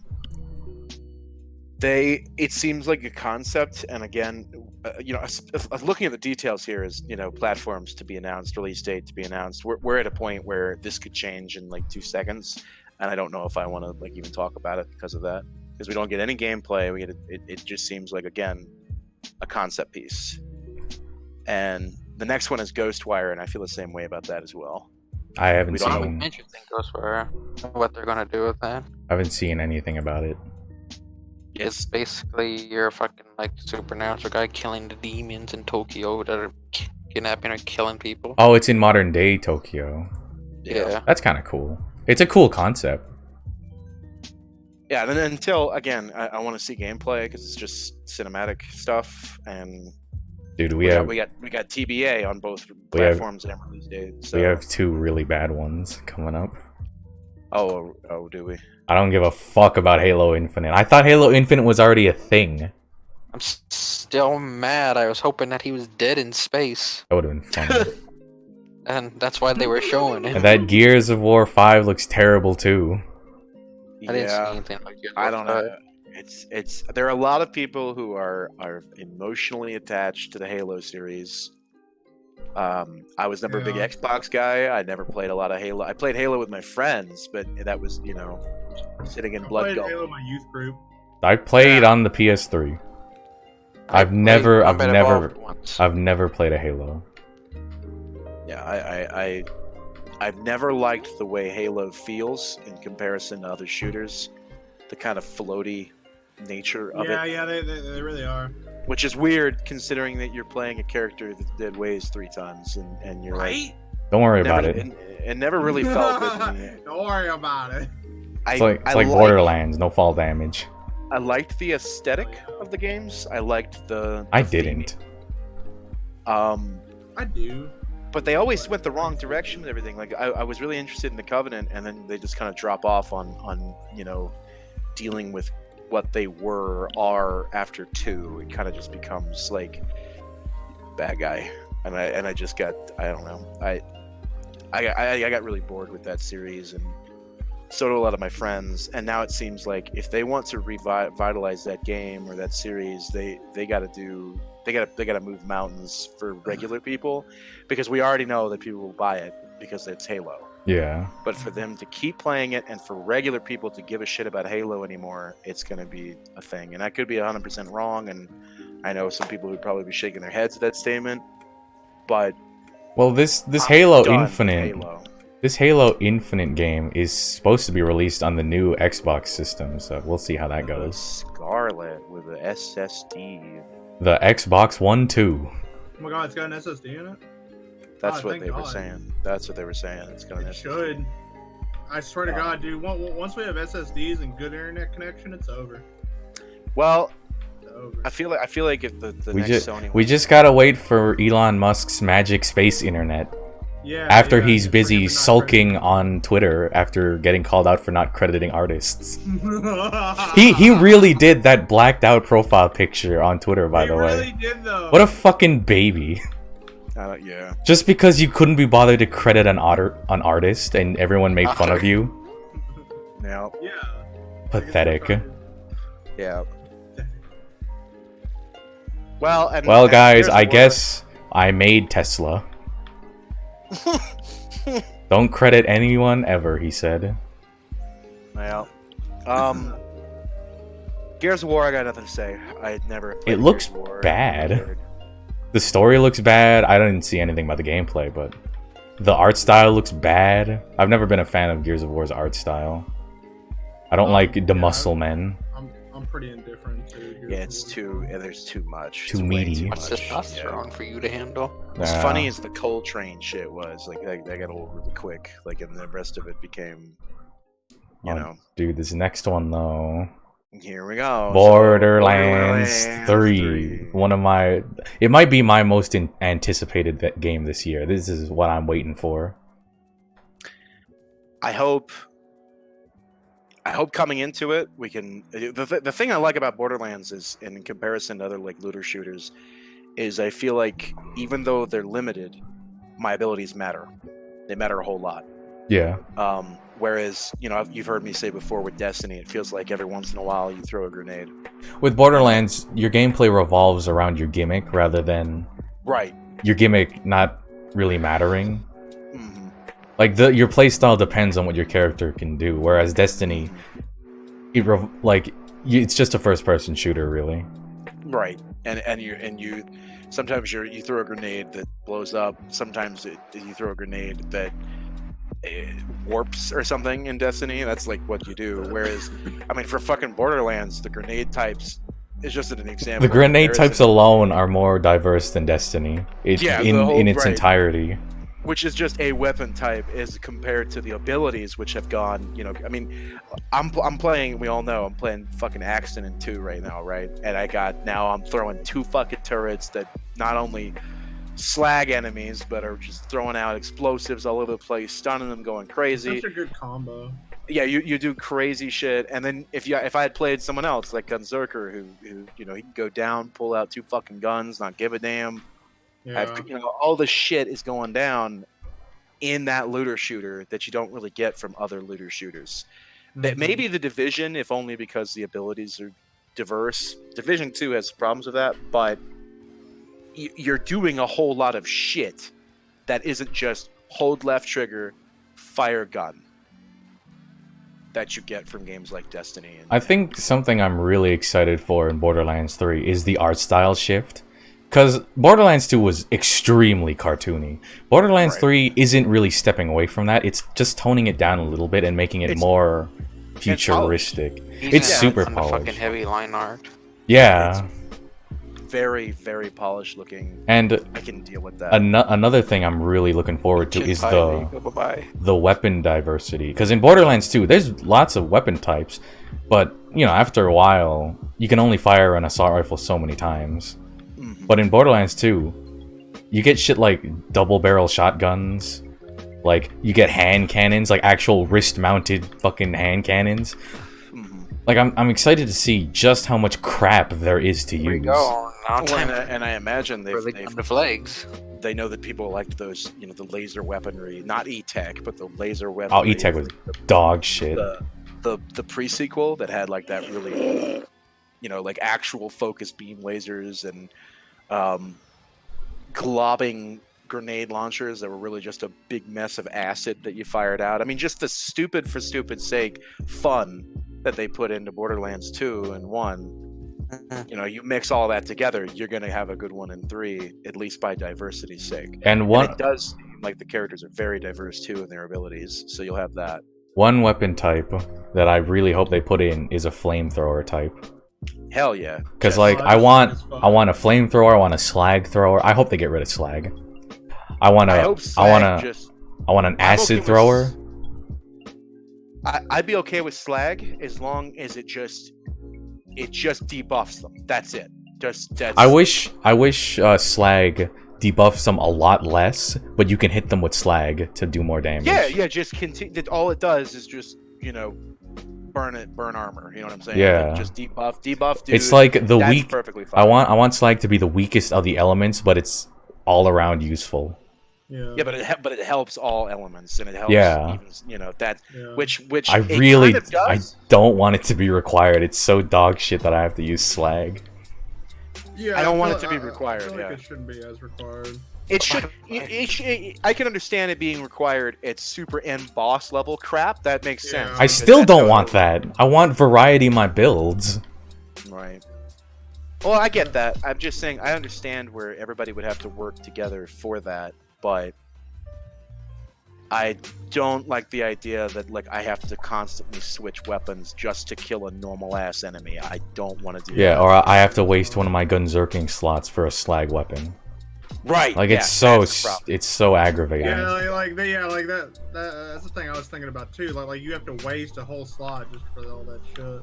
Well, remember, Kaz, if you get up to the level I'm at, because I've been rushing it because I'm a shithead. My turrets will do it for you. Well, me and Sif are what are we, like level 45? 45, yeah. Oh, okay, you're catching up. Yeah, I'm like 56 or something right now. So I'm up there. But I mean, what's a couple farming runs on whoever and we'll be done. But see, now we're not talking about E3. We need to move on with that. Well, Borderlands is such a big thing for for our group in particular, because I don't know about you guys, but I love Borderlands. I love looters, period. I remember when I picked up Borderlands 1 for the PS3 for the first time. I was like, how? I looked at the back and I read the game concept, and I literally thought, how have I never heard or played this before? It sounded so good, and I played Borderlands 1 and 2 to death by myself, no less. That's a horrible feat. It's not been fun. It's not been as fun as it needs to be for me right now. I'll tell you that. Yeah. But. And it also comes in. I've already done this before, though I didn't do Ultimate Vault Hunter or any of that. I've done this. I farmed, you know what I mean, and that's a problem just for Borderlands 2, which I won't have in Borderlands 3 because it'll be a new experience. Yeah, it'll be like, oh, okay, new character. Let's see what he does at this, at that, this, you know, that kind of thing. But okay, just a heads up. I know where we're cutting the podcast off, and I will tell you when. Okay. It's the worst note to leave off on. Oh, don't tell me. It's not Cyberpunk. Oh, really? okay. All right. Okay, so next up we're talking about Miyazaki's next masterpiece with the help of Game of Thrones man George R.R. Martin. We're Dark Souls kart racing, baby. Oh, Bloodborne kart? Yes. Oh, fine. No, it's some dumb shit called Elden Ring. Oh, so is it like Dark Ring? It's Dark Souls, but Norse. So it's just We Dark don't- Souls. We don't know anything about it. We don't know anything about it, and I want to treat it like any other game we don't know anything about, because I'm just interested to see what George is doing. Why are you wasting our time when you could be writing? He's tired of writing. I guess. Neither one of these two guys write in any order that is closely resembling each other. Yeah, I'm interested to see what happens. And again, we just got still shots. I want to treat it like any other fucking game on that list that we've been going over and saying, "Oh, no gameplay, no talking." Yeah, I kind of like yeah.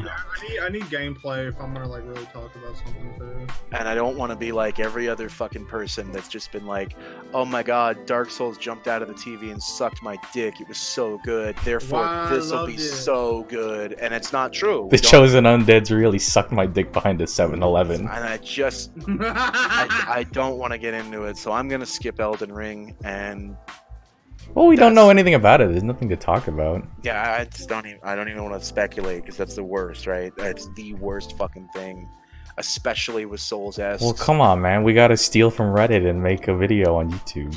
Yeah, we could, or we could be people. No, man. I want that Patreon money. So the next one, you can pay me $40. Email me, and you can pay me $40. I'll tell you how to play PvP in Dark Souls 3. Don't do that, actually. Oh god, fucking. But yeah, the Blair Witch game. That's such an odd choice. I legit. But it's made by reputable people. It's made by the Layers of Fear people. I thought from the beginning of the trailer it was an Outlast thing because of the camera, and then it wasn't. Like it started changing, and I went, "Let's probably watch it be like Blair Witch or some gay shit." Sure enough, like as we're watching it, I was like, "Oh shit, I'm a god." Real shit, real game hours. Oh fuck! Like, oh, who fuck. up? I don't really play horror games, so I'll let you guys devote whatever time you want to that. All right, Kaz, are you ready to? I played Layers of Fear 1, and it was a really good game, but it's a walking simulator. Not my favorite, but pretty good at telling a story. Although I don't know how Layers of Fear 2 did, so I'm not quite sure. I was scared it was gonna be made by the Outlast people because Outlast 1 was really good. Outlast 2 was dog shit.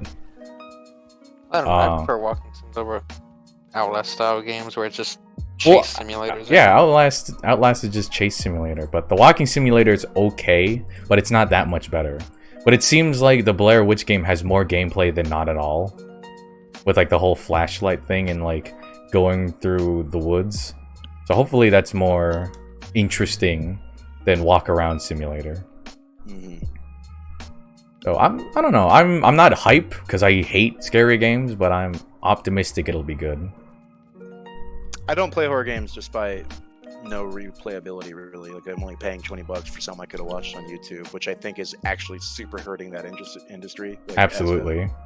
So I just don't super. I mean, fuck it, put Tailworlds out of business almost. You know what I mean? That whole, or not? Is it Tailworlds that did the Walking Dead things? No idea.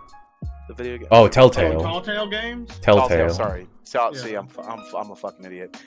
About put them out of fucking business. So. Well, their games sucked anyways. Ooh, got them. They're okay. Ooh, dissenting opinion. So now we have Cyberscam 2077. All right. If you okay, word of warning. If you like Cyberpunk 2077, stop listening right now. Don't even turn it back on. Don't skip. Don't skip to later in the video. Not fair. That's not fair. Hold on. If you like Keanu Reeves, keep listening. I think the real statement should be, if you like Cyberpunk 2077, stop listening to the media. Just say, I hope it's good, and walk away. Well, you know what's happening? The people are getting Todd Howarded. They're believing the lies. Well, and I don't know. Kaz has heard it. I don't know if Dylan's heard it. What I have said, and I'll say it again just for the podcast. I see a lot of correlation between this and No Man's Sky, and I don't mean anything about the game. That has nothing to do with No Man's Sky getting better or worse, or releasing bad, or it has nothing to do with Cyberpunk getting better or worse, releasing bad. Just the media hype surrounding it, where it just seems to kind of gotten out of control. Like it was not something that was meant to make people literally jizz their fucking pants and go, I have to have this or I'm dead or I'm going to fucking die. It's so good. you know, which happened to No Man's Sky. And of course, even if No Man's Sky had released as the bread and butter of any space exploration, whatever, even if it had released that way, it still couldn't have lived up to the hype that people built about that game. It's impossible. And I feel like that's what's going to happen to 2077 is going. It's so it's just this runaway fucking train. It's a diesel engine that just won't stop. And we're laughing about how not SGWs are upset about it because you shot people who are black. Yeah, can we talk? Yeah, can we? Yeah. How did that even happen? What did they show that happened that made that like a thing? It was the game like demo at E3. You're fighting a gang of two gangs. One called the Animals, which are a bunch of drug addicts. I'm guessing they're called that because they use drugs that fry their brains and make them act like animals. I should hope so. And shit, give me some of that. And there were some people who were black in that gang, and they immediately took it as calling them black people animals. That's really bad. Yeah, and they're saying they're the racists, the people who made it. Well, first off, I'm pretty sure Cyberpunk is as of itself a series, and I'm pretty sure that the big argument about that was a game. But the thing is that people have put CD Projekt Red on too much of a pedestal of being guys who can do no fucking wrong, and that's not fair to you as a consumer to believe that, and it's definitely not. It's not fair. Yeah, it's not fair to the developers to think that they can't make a mistake or that, you know. And I'm not saying that Cyberpunk is a mistake. The biggest funny thing is that CD Projekt Red, all the games they've made except for Witcher 3 were pretty mediocre to bad. Yes. Well, that's and again, that's another one of those. You know, its most recent success has led people to think that the next thing is going to be great. I'm not saying that Cyberpunk is going to be a horrible game. I really don't think it's going to be that bad. Is it going to ever live up to the hype surrounded around it? No. Oh, no game ever very does. Slim, Jimbo. I think that's real fucking slim. So I don't think that's going to fucking happen. So. What the fuck? What do you mean I can't romance Keanu Reeves and he comes to my house? What? I can't fuck Keanu Reeves? This game sucks, dude. Well, why am I even buying it? I can't even believe it. It's just ridiculous. But all I meant was like, again, you just do what you do with every other game and say, hope it's good. Can't wait to see some gameplay that's real. And see you later, sucker. I'm out of here. That's it. You know what I'm saying? That's what we should treat it like any other game and say, let's see what happens. Because it's so unfair to put CD Projekt Red on that pedestal, and it's so unfair the hype that has just surrounded this. Because now it's fucking impossible. Short of the thing jumping out, you know, caressing me. All I'm saying is that Cyberpunk is not going to be what you expect when it launches. Whether that's a good thing or a bad thing is up to fate. But they are not promising. They are not going to deliver on a lot of those things, I'm guessing. It's especially on these older consoles. That's going to be. Yeah. It's going to be a little bit of a. And also, big thing. Why is their box art so fucking boring? You think with a game like Cyberpunk with the world and everything, it'd be more than white man with a gun on the fucking cover. Like anything, God, please? Yeah. Show the city for fuck's sake? Show Keanu Reeves? Like I'm surprised he isn't on the cover, actually, now I think about it. Yeah, like it fucking... God, it's so crap, that box art. He doesn't even have any, like, cybernetics. It's just the hints of cybernetics. Right. It's so boring. Yeah. That's what I'm really worried the game will look like in the long run. Mm-hmm. It'll look like just a normal city, but sometimes there's technology. Well, and we'll have to see, and we should treat it like any other thing, you know, and say, and it's not like we want it to fail. Nobody wants a game to fail. I want it to be sick. Yeah, we hope it's great. We hope it's fucking fantastic, and everybody has a great time with it.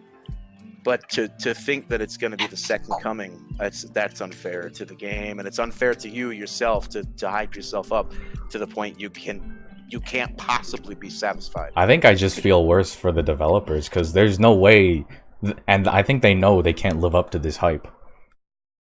Yeah, Oh, well, and it's too late now. There's a fuck ton of it behind it, man. Yeah. It feels almost unwarranted, but it kind of is. But what can you do? Yeah. Because I remember when it first came out, like I think like last year, and people were going like, "Oh my god, Server!" I was just like, I don't know, it looks okay, I guess. Like, there was nothing real was shown, but okay. Yeah, like nothing. It didn't really interest me a lot. I don't know, like it just looked like futuristic game. Yeah. Like I'm really scared it's just gonna be generic first-person shooter. I mean, maybe it will make us eat our words, and it's fucking like. God, I hope so. That'd be refreshing. I would love to be wrong. They said that there's non-lethal options, so yeah, it's got like fucking. It'd be so refreshing if I was wrong once in my life. Yeah. I have never said anything wrong in my life ever. Neither have I. Just like these developers making this game. Santa isn't real, and Jesus did not happen. What the fuck? Dude, I don't even want to talk about the next game. What game? Age of Empires 2 Definitive Edition. I don't give a fuck. Age of Empires. I don't really care either. But Dragon, you can talk about it if you want. Do you even like that game? Yeah. Age of Empires 2? Yeah, I used to play Age of Empires 2. I like strategy games. He loves that shit. Depending on what it is. I think Age of Empires 2 has a problem that kind of like Diablo 2 has, where a lot of what we understand about that genre of games comes from that game. So if you play it again, 20 years later, you'll go, "Oh, this is more of the same," without realizing this created the more of the same, right? Yeah. But it's too late now. You've already you've done this before, and I think a lot of the innovation that Age of Empires 2 came out with isn't innovation anymore. It's just standards. So, now we're again playing on nostalgia, and I do feel like, though I want to play games like Diablo 2 again, which I know it really has nothing to do with Age of Empires 2, but the nostalgia of it, Diablo 2 will be fun for me, but other people who haven't played it, they didn't get a chance to play it, will go, well, fuck, I've seen all this before in 3 or, Path of Exile or blah, blah, blah, and go, they'll do the same thing with Age of Empires. Well, damn, I've seen this before in, Supreme Commander and, blah, all Age of Wonder, blah, blah, blah, all that shit, because this invented it. Yeah. So it'll be hard for them to do that. I hope people who want that nostalgia and continue to live on it enjoy it. I think it's okay for games to get remasters or fucking maybe even remakes or whatever. That's fine, as long as it's looked at as, oh, that's fun, and not, wow, it's gonna blow my balls off, because it clearly won't. It's just a remaster of a game that came out 20 years ago. It's not gonna blow your balls off. You'll have your fun with it and then remember it and be like, all right, cool. Well, at least beat you. That's how it should be. Mm-hmm. So yeah, I'm not. That's all. Not too interested in that. What about the next game, The Outer Worlds? Epic Game Store sucks. Yeah. Wait, isn't it made by Obsidian? Yes. Yeah. They're hyped for that game. It is. It is. Did you like New Vegas? Please buy this game. Yeah, it's basically where you're at. I'll buy the game, not on the Epic Store. I got a console, I'm pretty sure it comes out earlier. Yeah, I'll buy it on console. I have my doubts about this game, but they're not that big. Because Obsidian's a pretty good company. I don't have any problems with them. What we've seen is pretty good so far, and I don't know, they've always been good at like writing. Basically, that's gonna have a Fallout game. Yeah, it's gonna be Fallout 4, but done correctly, if anything. The next game is Banjo-Kazooie finally fucking made it into Smash. Aren't we excited? Oh yeah, we should actually talk about that before the podcast ends, because that isn't on the list. I'm mad. All I see on my Twitter feed nowadays is Banjo porn. I see Kazooie porn. What the fuck are you looking at? No, that's what I just fucking see people. No, it's both. Mainly Banjo fucking Kazooie. Yeah, that's true. Putting some eggs in her. I'm sure she loves it. No, she just loves being beaten. She's getting it. It's just the way they smell. Well, don't you think like getting fucked by a bear Smell. dog will be like, Bears don't even have dicks. Bears lay eggs. Oh, dude, that's new to me, but I'll take your word for it. Trust me, I've seen it. I trust in you. Trust in you on that. I don't have a lot of attachment to Banjo-Kazooie. I thought like because the only one I played was like 64, and I just didn't care a whole lot about it. I mean, that's the only one that matters. Yeah, and I just platforming isn't. I understand it was a good game. It was solid. People enjoyed it, and it's fun. I thought it was a little bit too kiddie for me, and I was already playing Super Mario, and that was way better as a platformer to me, so I just didn't care.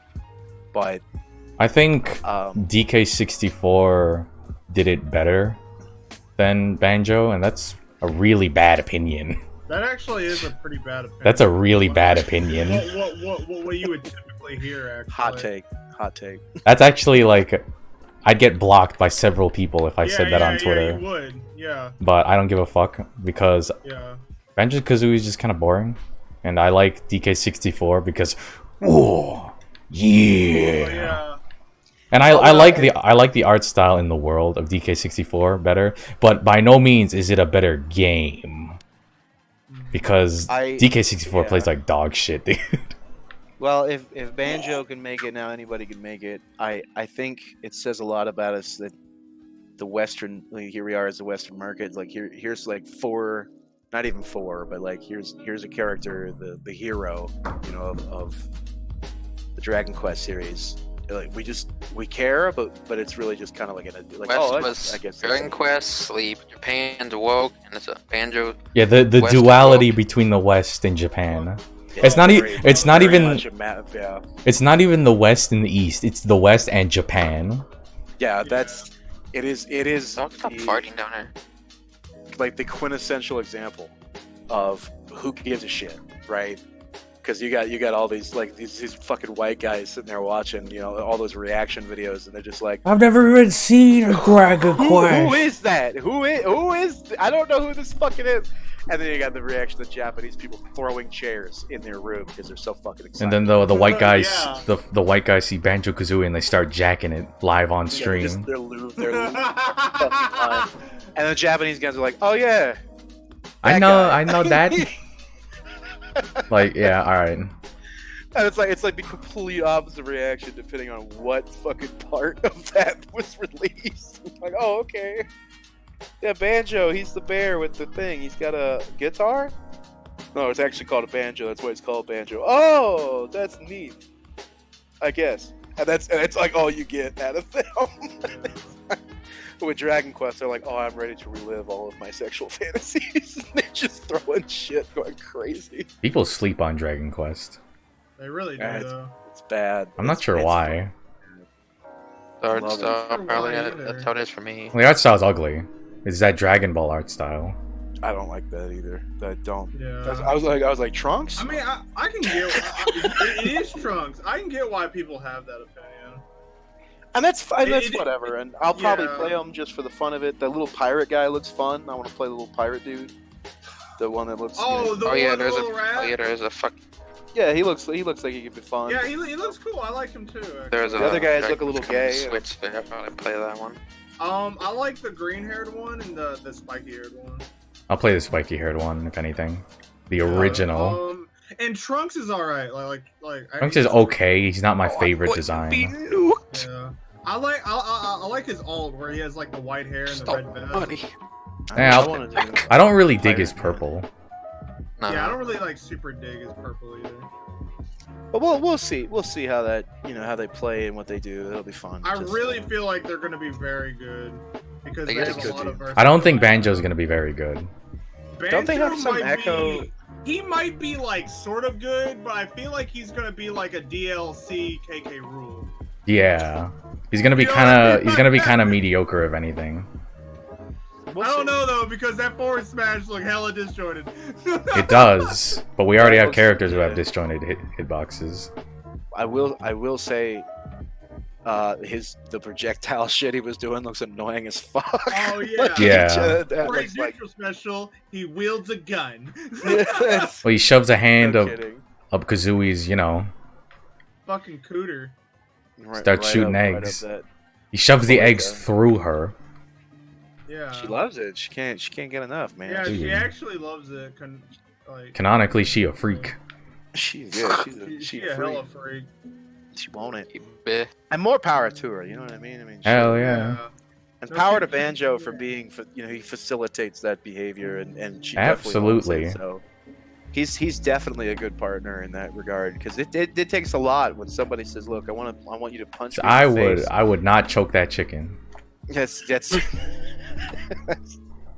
you have to have a lot of willpower when someone says punch me in the fucking face, and you do it because you know it'll make them happy. It takes a lot. It's more than just what they want. It's whether or not you can enjoy it too. So good on Banjo. It also helps that they're cartoons and the damage doesn't last. It's true. Yeah. It takes a bit. So good on him for being a sport. He's just a good sport. That's all I'm gonna say on that. These next two games, I don't know anything about, and I kind of just want to jump to the last one. Which one is it? The last game we're going to be talking about on the podcast is Minecraft Dungeons. Dungeons. The Diablo. It actually, I won't lie, it looks really fun. Because the only part that I super actually love in Minecraft isn't the building. Oh no, I'm dog shit at the building. I want to explore. I actually love going out in survival mode. I want to explore, yeah. That's the coolest part. Dungeons actually sounds like exactly what I wanted out of Minecraft. And it doesn't look half bad. That's the thing that gets me. It's like a big joke, but God, it looks fun. It actually looks decent. Yeah, I would actually play it for sure. What does it come out? It comes on Nintendo Switch and Xbone. In spring 2020. I'll play that actually. It looks interesting. Yeah, I don't know what to say other than I feel like it defeats the purpose of it being Minecraft, because I do like building and all that shit. So yeah. Well, it's just a Diablo style game with a Minecraft skin slapped on. Basically. Yeah. And I don't think it's for the people who enjoy the building aspect of Minecraft. Yeah. The people who enjoy fucking Hunger Games Minecraft. Yeah, basically, and are looking for. A weird thing. It's super strange, but I honestly really like it. But I hope the segmented communities of Minecraft. I hope this doesn't become right? I hope this doesn't become a normal thing though, where Minecraft is just slapped on games as a skin. Oh fuck it, dude! Because I don't want Minecraft racing. I've not. No. What do you mean? Yeah, that's already a thing that they're doing. Only if they include the Bloodborne cart, guys. Yeah, that's.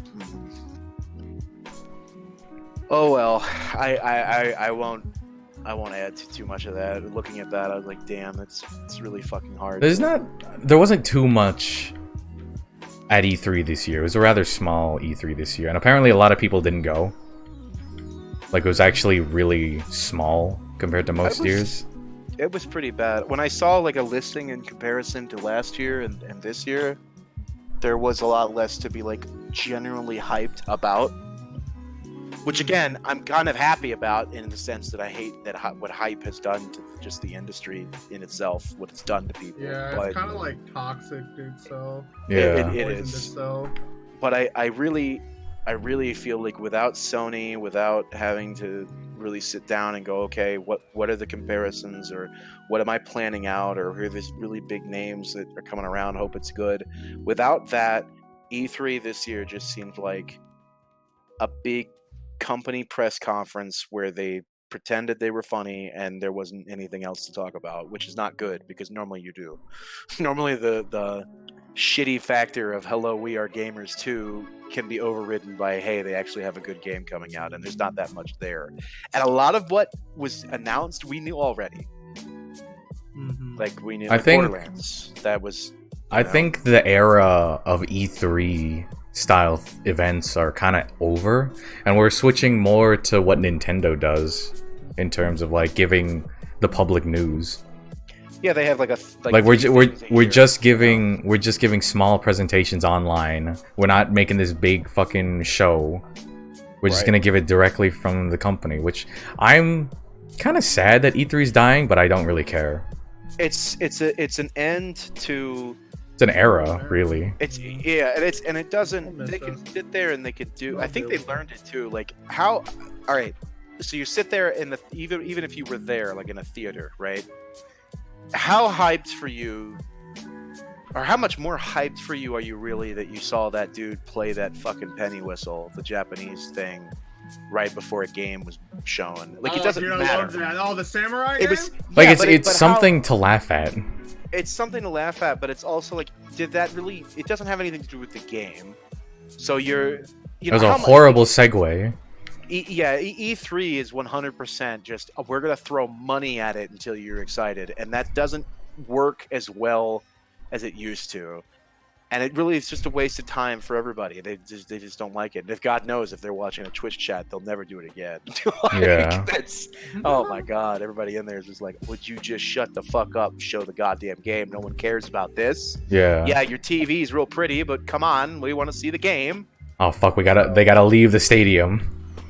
Yeah, they got a whole fucking thing to do that. And whereas opposed to like what you said, the online Nintendo thing is, it serves the same purpose, and people get just as fucking hyped because they fuck that. I get more hype because they don't beat around the bush.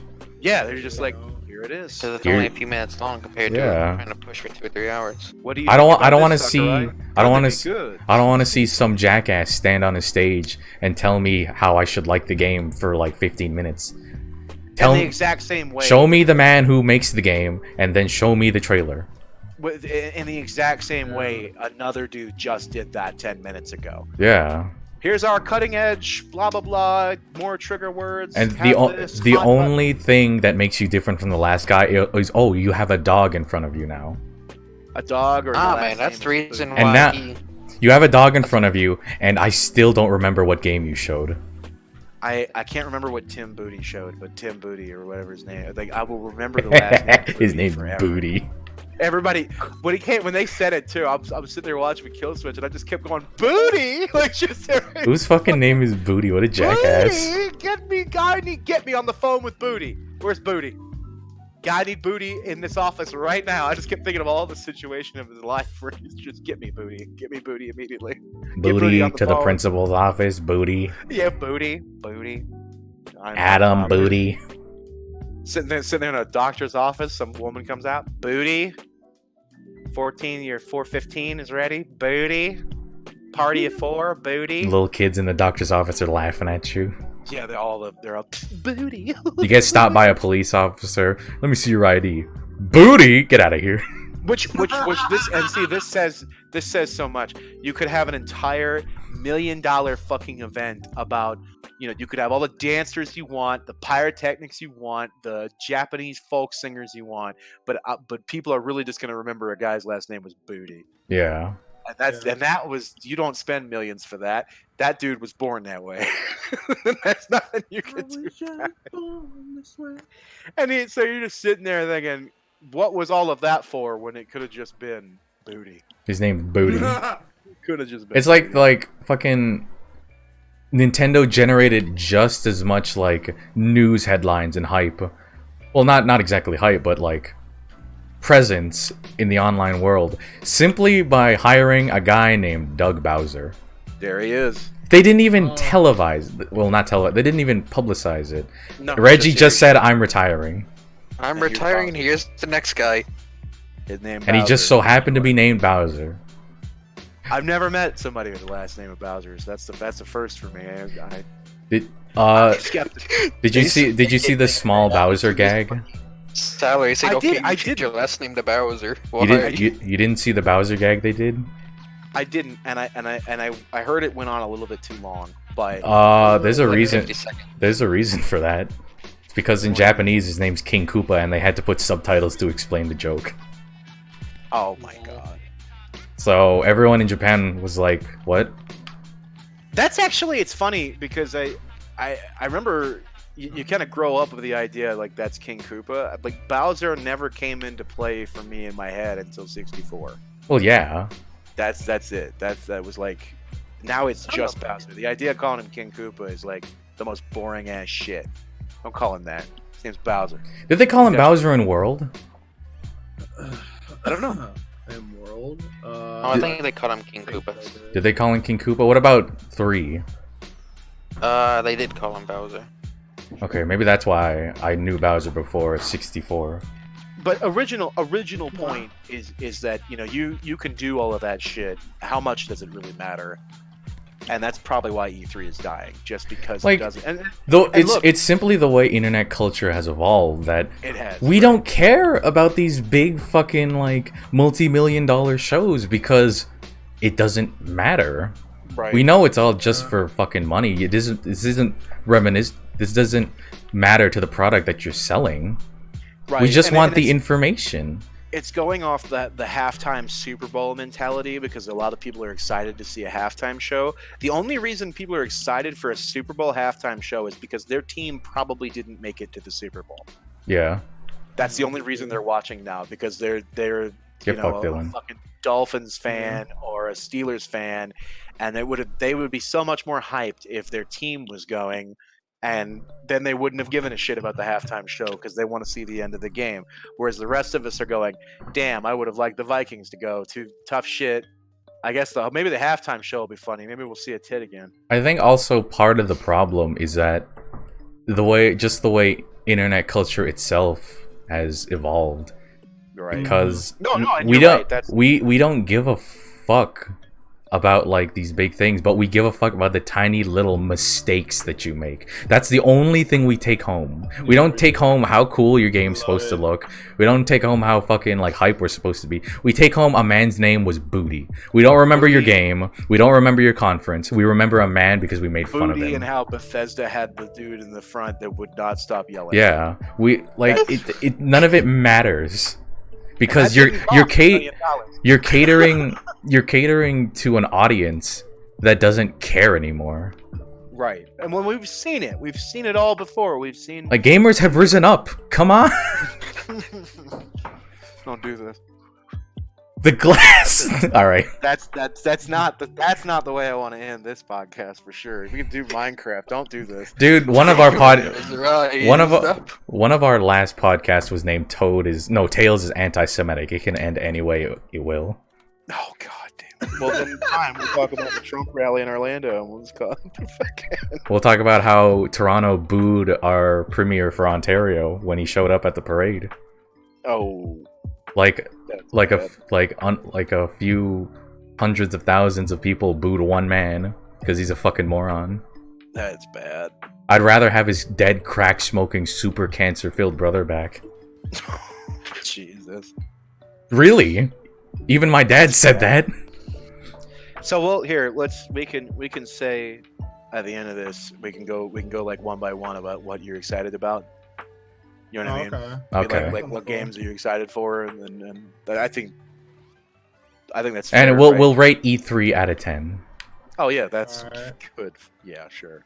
Well, Kaz, it's your podcast. And you go first. Borderlands 3 is what I'm most anticipated for, but there are some sleeper hits. I want to see Tales of Arise. I want to see what's it called? Dying Light 2. Like, there's a lot of games that I'm excited for.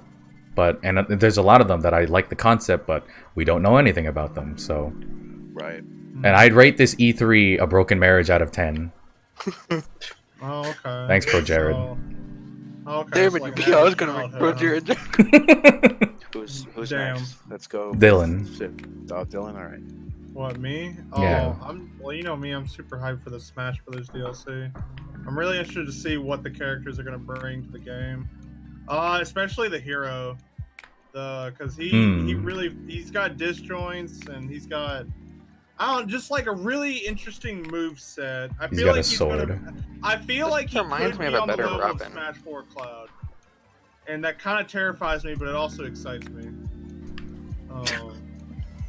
So what is it? Astral Chain looks sick nasty. That it does.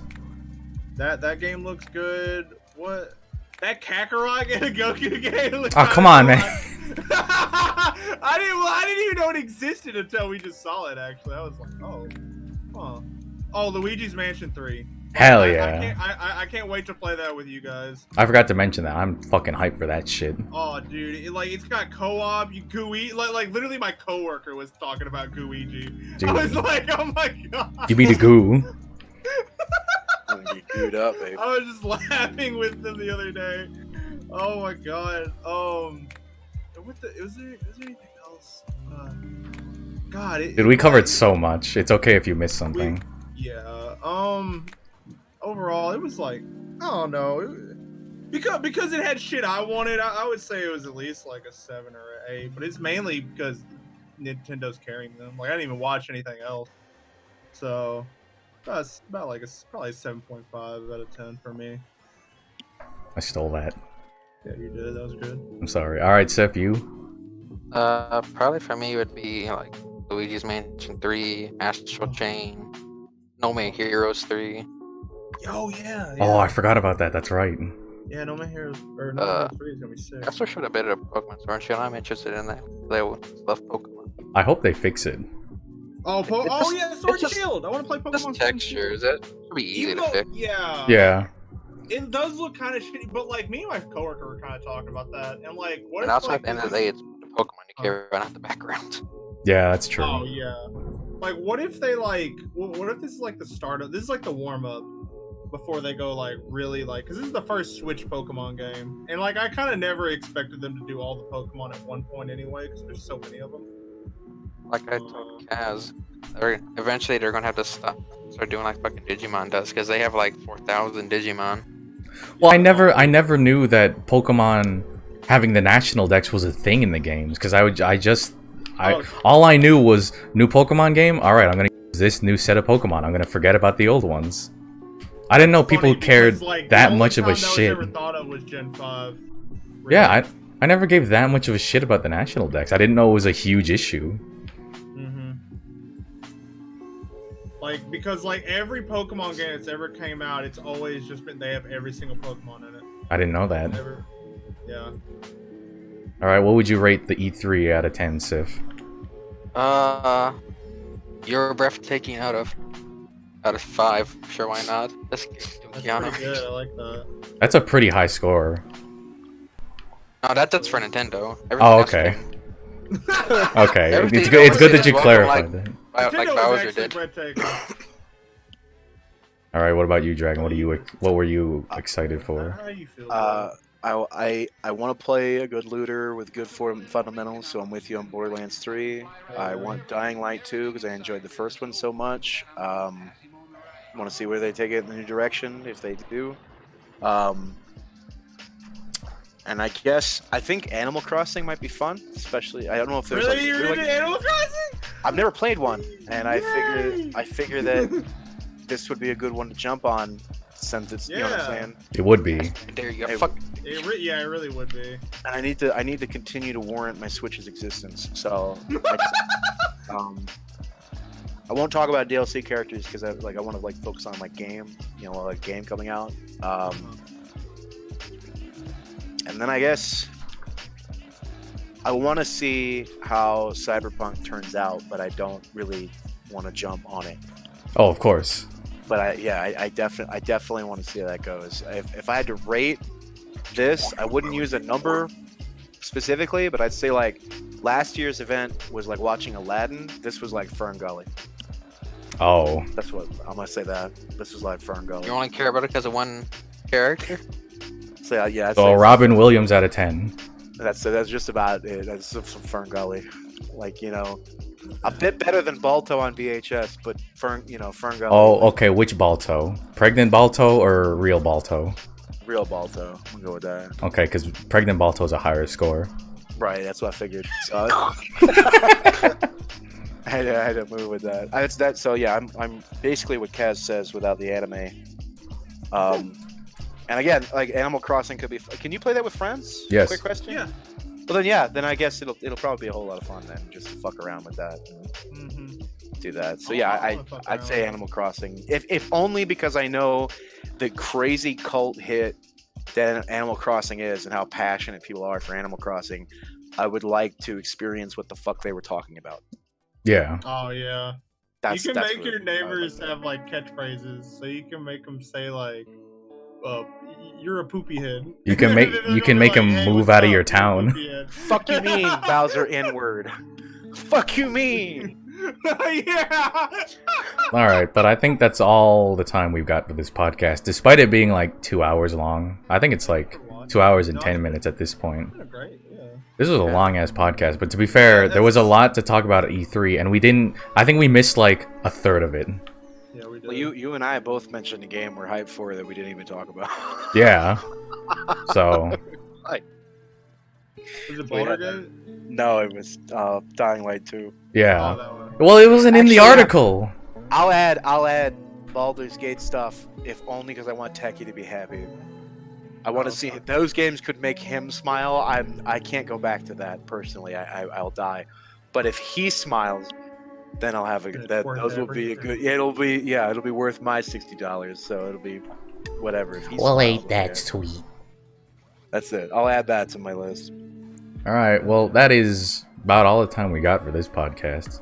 Lengthy one, filled with a lot of content. There was a lot to talk about, but I don't know when the next episode's going to be. Because the last time we did a podcast, I said it was going to be next week. I lied. 2020. I super lied.